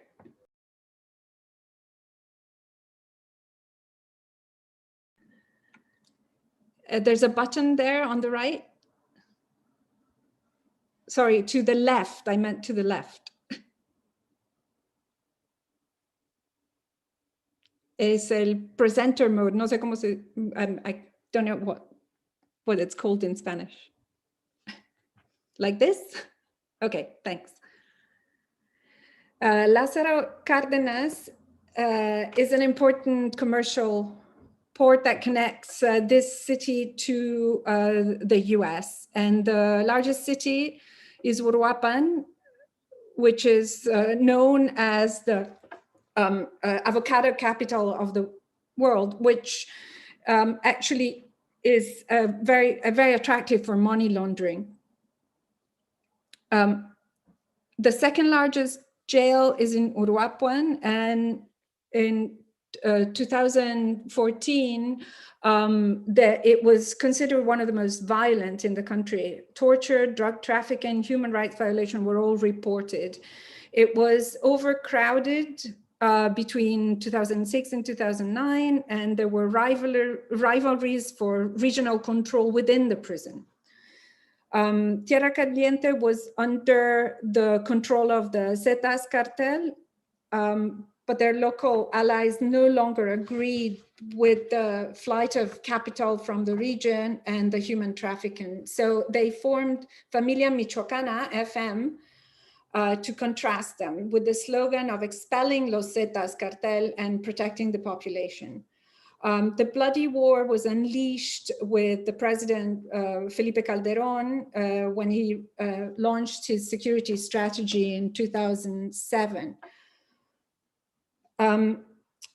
It was also, at the same time, there was an increase in what was considered a crime related to drugs, which included couples, farmers, and greatly increased the population in prisons. So if you consider a prison a business, if it's privatized, evidently having more people in it makes a lot of sense. The change of powers in Michoacán it was fundamental in, the role of prisons was fundamental. What is interesting is that it was so, the organization and the reach of the cartels was so powerful that they knew even before inmates came to the prison that they would arrive. And so their treatment was based on their affiliation, and after the interrogation, which could be violent or not, the newly admitted person was taken before the chiefs inside the prison to assign him the economic activity that he would carry out. It could be a legal one, working in the kitchens or bakery or gardening, or an illegal ones like selling cocaine, marijuana, or beer, or loan and collect money from others, other inmates, or become part of a gang of vigilantes and thugs. Their power was such that even the internal operators would take the bribes to the officers of the prison. And if the bribes were rejected, then this would be made known on the outside, so that the agents on the outside for the cartels would pick up these officers and make them mend their ways. So the so-called self-government of prisons is simply a way in which the state separates itself from the corruption that goes on within, but also neglects its responsibilities. And one has to consider that this self-government and the bribery has to have complicity at all levels, because we need to know how would they know, how would the cartels inside the prisons know that prisoners were arriving? I have to admit that I didn't ask anyone, but it could have been either directly from the system, the government, or it could be other systems of information, not through legal officers, for instance. So understanding what it is to be within multiple prisons and this co-government allows us not to forget, one must also not forget the ethos inside the prison. So for instance, the fact that there are implicit rules such as respect for the mother, the oldest prisoner in the cell, or the obligatory nature of la fajina, the cleaning jobs for those that are recently arrived. Prisons are extractive spaces. Custodians and officials obtain income from corruption paid by inmates and family members, for example, to obtain favors or such as larger cells. Usually this is justified by the low salary of the security forces, which normalizes the illegality of extortion to complete their income and justifies the use of physical violence. With the current privatization of Mexican prisons, the extraction of human resources will in fact increase. Labor contracts will no doubt benefit businessmen and investors, and the contracts are still not known because they're confidential until 2032.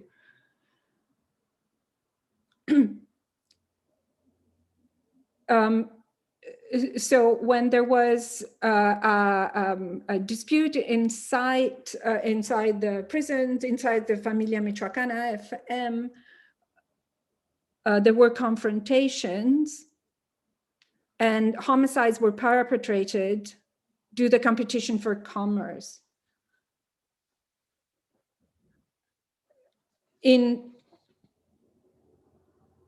This reached a climax in 2011 when they captured El Cenizo, an inmate who was head of the Uruapan Plaza. This person supported his brother, who was a prisoner for many years, and shortly thereafter, leaders of the rival faction were released and made a play for others to protect their own loyalists. Also, there's a part of it that is caring for each other. So for instance, some of the bosses would give money for other prisoners to go to the doctor, pay for their custody and consultation and medicines. Someone else was brought ophthalmologists and doctors to the prisons, and because he was one of the cartel bosses, could pay his lawyers to let other prisoners benefit from their lawyers' help. So it's contradictory that there's this dynamic between violence and protections, and that forms solidarity spaces within prison. And this makes it even more complex to understand the relationship of people that are prisoners in these places. During this period, there were many escapes or attempted escapes. And this is a delicate matter because it requires a lot of complicity between those involved and the authorities. Usually they represent a risk because usually there's reprisals for everybody else. This began when there were noises that were heard at night that were rumored to be the excavation of a tunnel. Breaking of silence, of course, is a violation of the prison ethos, and this is usually punished by death because that is absolute radical imposition of silence. It's important. Go to the next here.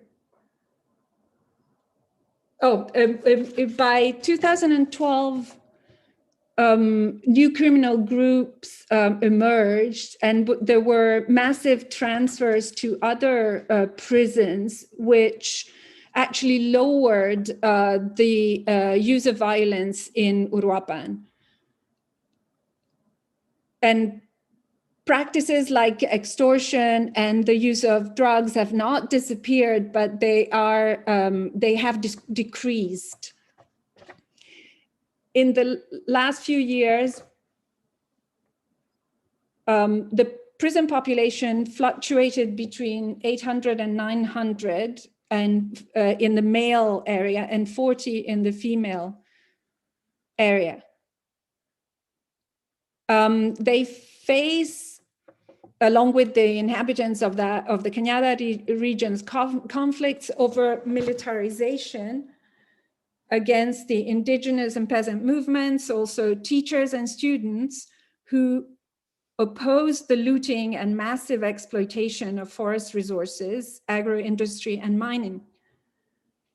So criminalizing the social protest with the excuse of fighting against drugs and narcotráfico is perfect to justify the violence.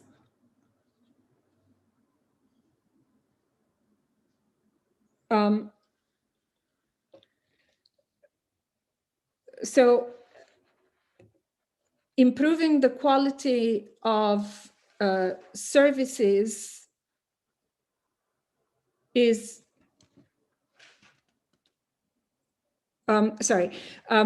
clearly the logic is that to get more resources is that if prisons are lucrative, then we need to maintain 100% occupancy. And now I would also like to talk about some personal cases in which some people that were involved with drug trafficking were able to actually abandon the networks, but others weren't. It's different for men and women. Women are usually under higher pressure because of their children and family, and typically they have to return to illegal activity connected to drug trafficking. Just in conclusion, I would like to comment that whatever is forbidden means that some authority will see some profit.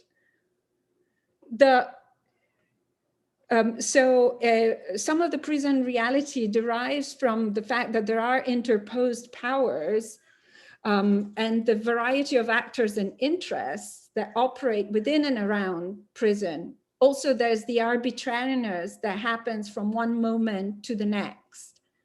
It is necessary to recognize all of these interposed hierarchy, as well as the rules and codes of the prison ethos.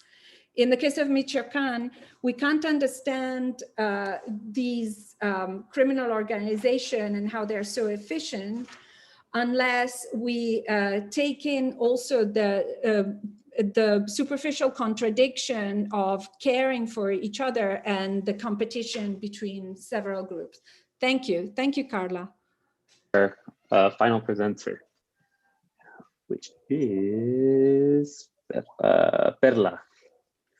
Yeah, good evening. Thank you, Alejandro. I'm going to share my screen.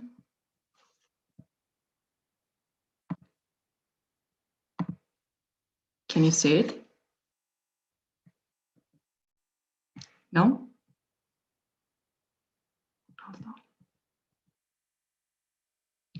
Now, yes? Okay.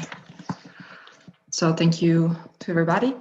Today I'm going to present to you an Italian case study about electronic monitoring. So after years of mass incarceration, the trend of the United States as well as the trend of the European countries has been that of a considerable contraction in the numbers of detention. So in the last decades, states from all over the world have increasingly considered alternatives to incarceration, including electronic monitoring, as means, as tools to reduce detention rates.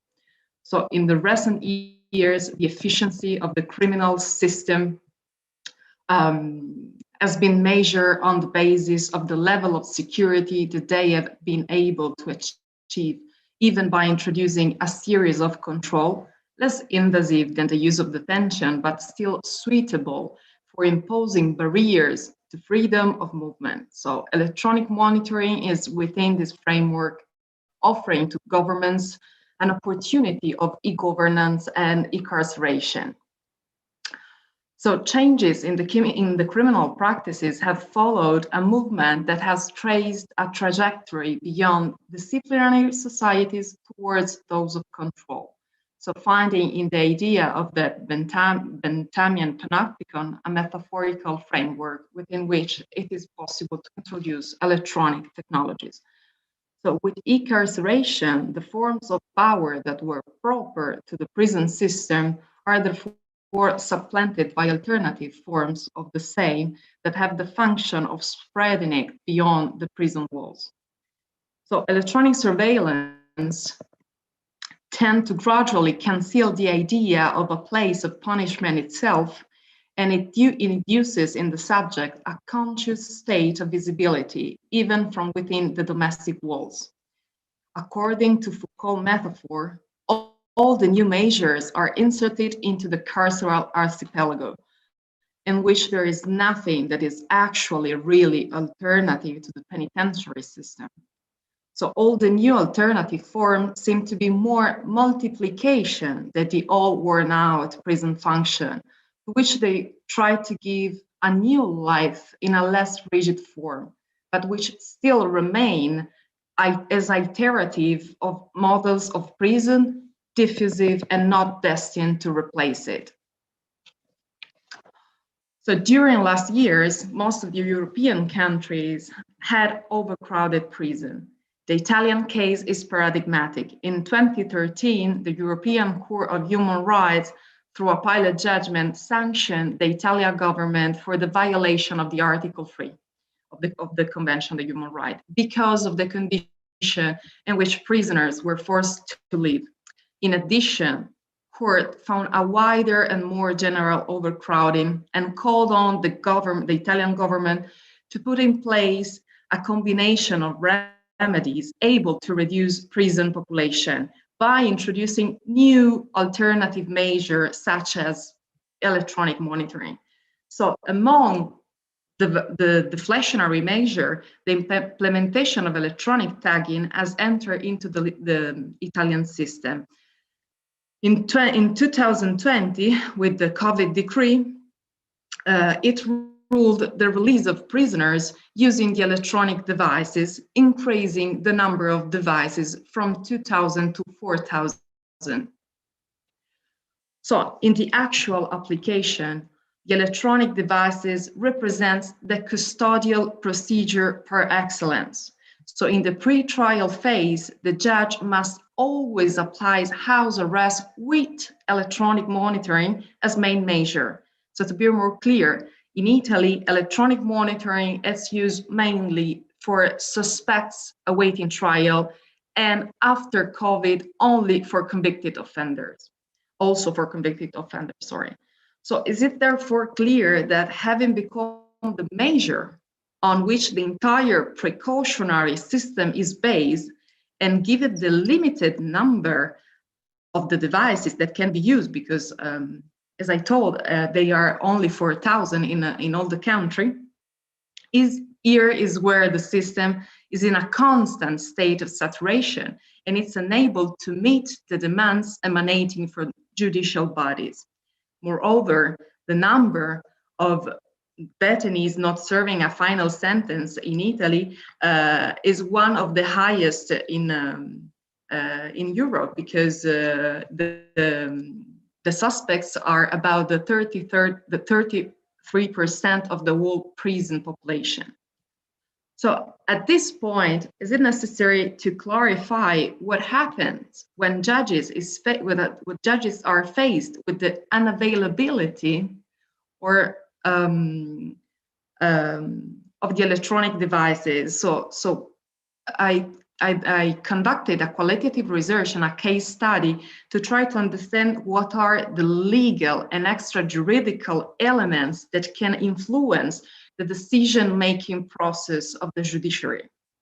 So the research has pointed out the role of the judges in the development of new forms of social contract. I conducted a case studies, and the choice was based on two different cities in Italy, one in the north and one in the south, to have like a geographical different areas. And I have analyzed several motivation analyses of ordinance, ordering or rejecting electronic ankle bracelet.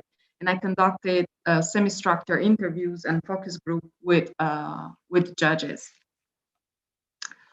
So the incarceration process, as I told, is saturated. So in the absence of material availability of the devices, the judges' choices are all oriented towards the application of precautionary custody, representing the perverse effect that the electronic measure, or better, its lack in this case, brings with it. So the condition of applicability of the electronic ankle bracelet reflects some indicators of risk. Among the variables, there are those connected to the previous criminal conviction. It is evident that they play a fundamental role in the outcome of the granting of precautionary measures. So according to Sadnau, being a repeat offender, although is not a preclusive condition for access to the measure, is it considered an automatic exclusion of innocence. So recidivism, regardless of the seriousness of the crime committed, constitutes a label that prevents access to any form of alternative measure to detention. Another variable that affects the application of house arrest with electronic monitoring concerns the possibility of accessing one's housing solution, family, friends that were able to welcome the accused.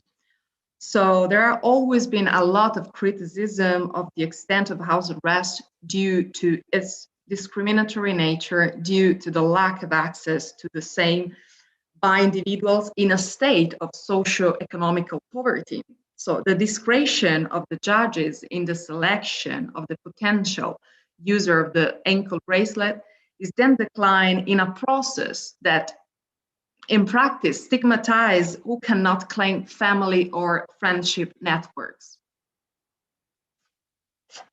Non-European foreigners belongs to the category of no-one prisoners, in other words. So all the subjects that lack not only personal resources, but also social ones concerning supporting networks and solidarity on the territory. So as it emerges from the data collected, most of the subjects who have not been able to make use of the electronic house arrest with EM coincide with the category of the underclass. Judges tend to exclude the more socially disadvantaged strata of the population from the application, not only of the simple house arrest, but also of the electronic monitoring. So they actually use to put in prison people who belong to certain categories of subject. So in this way, their decision orient control towards areas of population manage on the mere probabilistic calculation of their danger. So on subject whose socioeconomic situation are seen as a natural transgression of law. Electronic control within the Italian context seems to be inspired by the logic of the actuarial justice. I see Alejandro. Do we have 5 minutes? Thank you very much. So if it's true that the devices are all used in the same way, it's also true that the numbers of subjects in pretrial detention seems to be growing again after COVID-2. Such a limited number of devices not only conflicts with the deflectionary ideal for which their introduction was fought, but also unfolds perverse effects on the construction of the figure of the accused person. So many of the judges' choices, in the absence of the availability of the devices, are oriented towards the application of pretrial detention, so in prison, representing the negative effect of the lack of monitoring brings with it. So instead of granting control with an ankle bracelet, the subject stay in prison custody. So the judges are exacerbating the precautionary needs to, and they are outlining a more severe danger. So from the data emerge how judges use this kind of selective incapacitation that is part of the actuarial approach. I'll try to be more quick. So instead of ordering controls with tagging and leaving the subject inside the prison institution waiting for the device, the judges applying by default the prison custody, aggravating the precautionary requirements, underlying and profiling a more social dangerousness than the real one. So the judges operate in practice a real contraction or extension of the precautionary requirements. And these practices generate what is Stanley Cohen defined as a net widening effect. The net widening phenomenon is expressed in the superfluous exacerbation of the alternative measure. So when the control device is applied to those subjects that for their condition could have been equally admitted to an alternative measure without the bracelet, so as the simple house arrest, for example.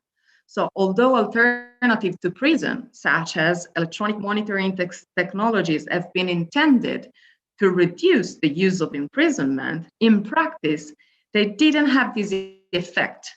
Prison population have been not only maintained and increased, while alternatives have proliferated.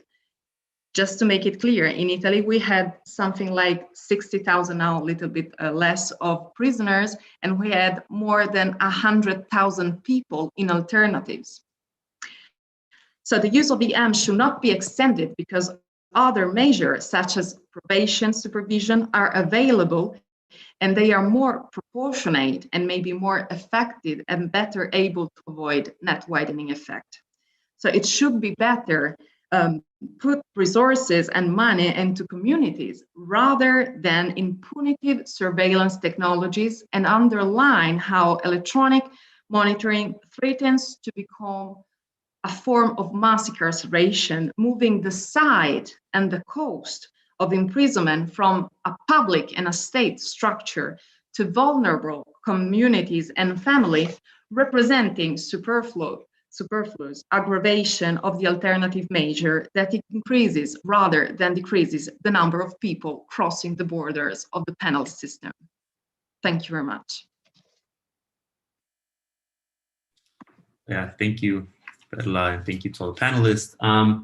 We're running a little bit over time, but maybe we could get one or two questions for the panelists. And I see that there's one in the chat, so I'll read that, and maybe we can start there. This is for Gurgen and Lilian. How does the fact that Nagorno-Karabakh is contested land add to the socio-political stigma attached to Armenian prisoners captured by Azerbaijani forces? Does the land contestation add to the use of dehumanizing language to refute the Armenian claim? Amazing question, actually. So let's do this. I'll give a perspective from the political legal side, and then Lilian perhaps can add more like the resistance side. So in my opinion, what makes this particular aspect very interesting is that from the Azerbaijan's perspective, the people of Nagorno-Karabakh are part of their country. So technically, this torture, this dehumanization is going from their perspective against their own people. So the contestation, I think, creates this issue of vague area of where do these people belong? Because formally, these people might belong to the Azerbaijani state, as in being part in a social contract with them. But when you look at them and their livelihood, they do not want to be part of that social contract. And this adds to an interesting layer from the legal and political theory perspective, because it just creates this dissonance between who is the Azerbaijani side torturing? Is the Azerbaijani side torturing Armenians from a different country, or are they torturing people that are part of their country? Because many of the prisoners of war are actual just normal civilians. They are not necessarily military personnel who were captured. They were just people going to take their stuff from their home, let's say, and they were captured. So it's from the legal and political perspective, that's this interesting question as to against whom is the crime being committed because of this gray area of this contested status, let's say. And if Lilian has something to add, I think it'll be very interesting. Yeah, definitely. Thank you, Gurgen, and thank you so much for the question. So During my presentation, I noted that international organizations have noted that anti-Armenian hate speech is pervasive within Azerbaijani government structures, within education systems, and within the media. And this discourse is intimately connected to the Nagorno-Karabakh conflict. This language first stemmed from the Azerbaijani defeat in the first Nagorno-Karabakh war in the early 1990s. And since then, the identity of the Azerbaijani nation state following the collapse of the Soviet Union in the early 90s has been constructed around this conflict. And consequently, Armenians have been characterized as the perpetual enemy and aggressor within all Azerbaijani discourse. And so in regards to this issue of POWs, I reflected, during my presentation on the relationship between this social and cultural context of the characterization of Armenians within the Azerbaijani public imagination that is directly disseminated by the elite, and how the characterization of Armenian POWs as terrorists is specifically, it emerges from this social and cultural context, and subsequently has material manifestations in justifying and constituting violent treatment of Armenian POWs. I would also like to add that Azerbaijan was the victor of the war in fall of 2020. And since then, it has continued to expand its territorial claims. So we saw this with the example I brought up of a month after the war, Azerbaijan launched a military offensive in which it captured 62 more POWs. And some analysts have argued that one of the reasons that Azerbaijan continues to hold an estimated 200 to 300 POWs captive is in order to obtain political objectives and advance its territorial claims in the Nagorno-Karabakh region. So thank you so much for the question. Yeah, so thank you. And quickly, I'll turn to a question for Perla in the chat. You mentioned that many foreigners in Italy do not get electronic monitoring due to socioeconomic matters and not having an extensive local support network. So the question is, how has the migration crisis of the mid-2010s affected prison overpopulation in Italy? And with continued mass migration, what are your thoughts on the future prison management and e-carceration? Okay, thank you for this question. So, well, I think that there are some unfounded stereotypes about the detention of foreigners, because after the big migration, the rates of foreigners in Italy were around 37%, and all of them were in the big cities of the north of the Italy. But it's not true that with the increase of immigration after the 2010 and in the last years too, because we had a lot of immigration in our coast in the south of the Italy, it's not true that with the increase of immigration, the numbers of foreigners offenders have increased. So that's a lie. So actually, the rates of foreigners offenders are around the 30% in Italy, not even more the 38%. And the other stereotypes is that people think is that they are a security hazard for people, for the community, but it's not true, because talking about crimes, the foreigners usually commit more minor crimes, and even the length of their detention is shorter than Italian one. Talking about electronic control on them, I think it's quite impossible due to the lack of devices and due to the lack of social networking, because what I didn't say in my presentation is that we still have only ankle bracelet with radio frequency. It means that you have to be home with a phone that can send the signal. So it looks crazy that we still don't have a lot of how can I say, a lot of devices with GPS. So it's pretty impossible to them to apply electronic tagging to foreigners.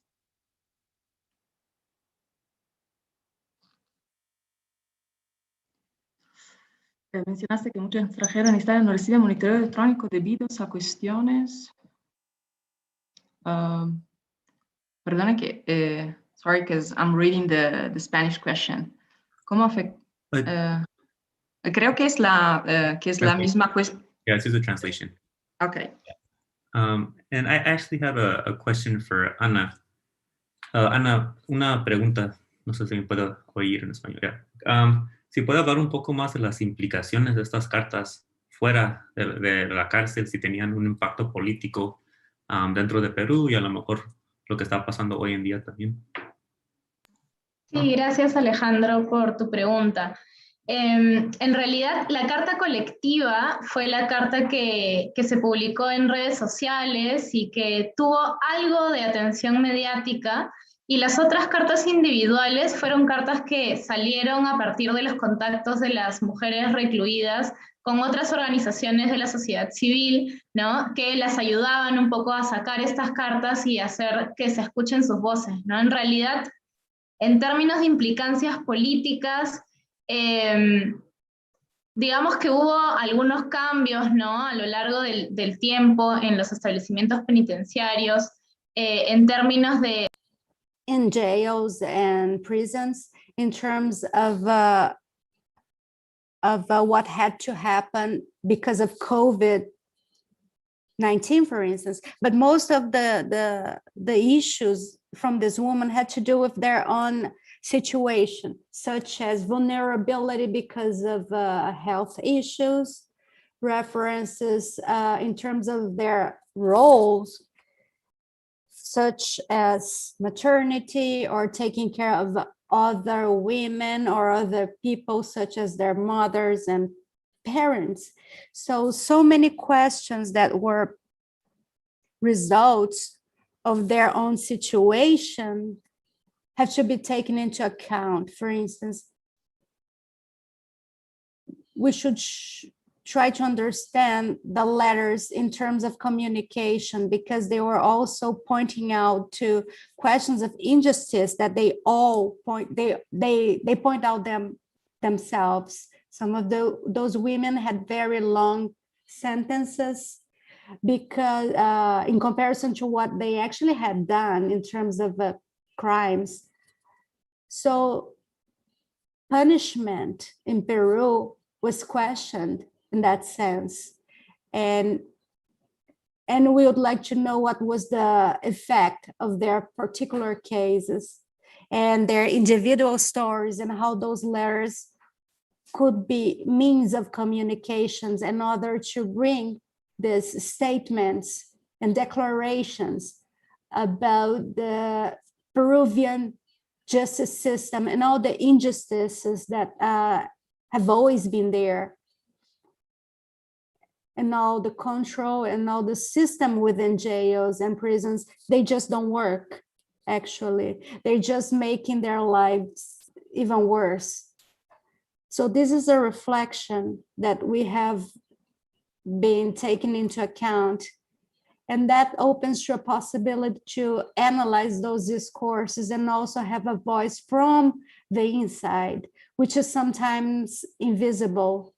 We listen to the voices of the authorities, but not from the other sides, the vulnerable people, and what they are proposing from their own situation. And I believe that the letters invite us to rethink this protest as collective actions from agencies that can propose new changes in those prisons and change the system in jails and prisons. Thank you very much. And listen to the birds here. Yo creo que podemos parar hoy y seguimos mañana, que será el último día de la conferencia. Tomorrow we're gonna keep this conference going. We're finished that for today. Thank you very much. Thank you very much, and see you tomorrow. Bye.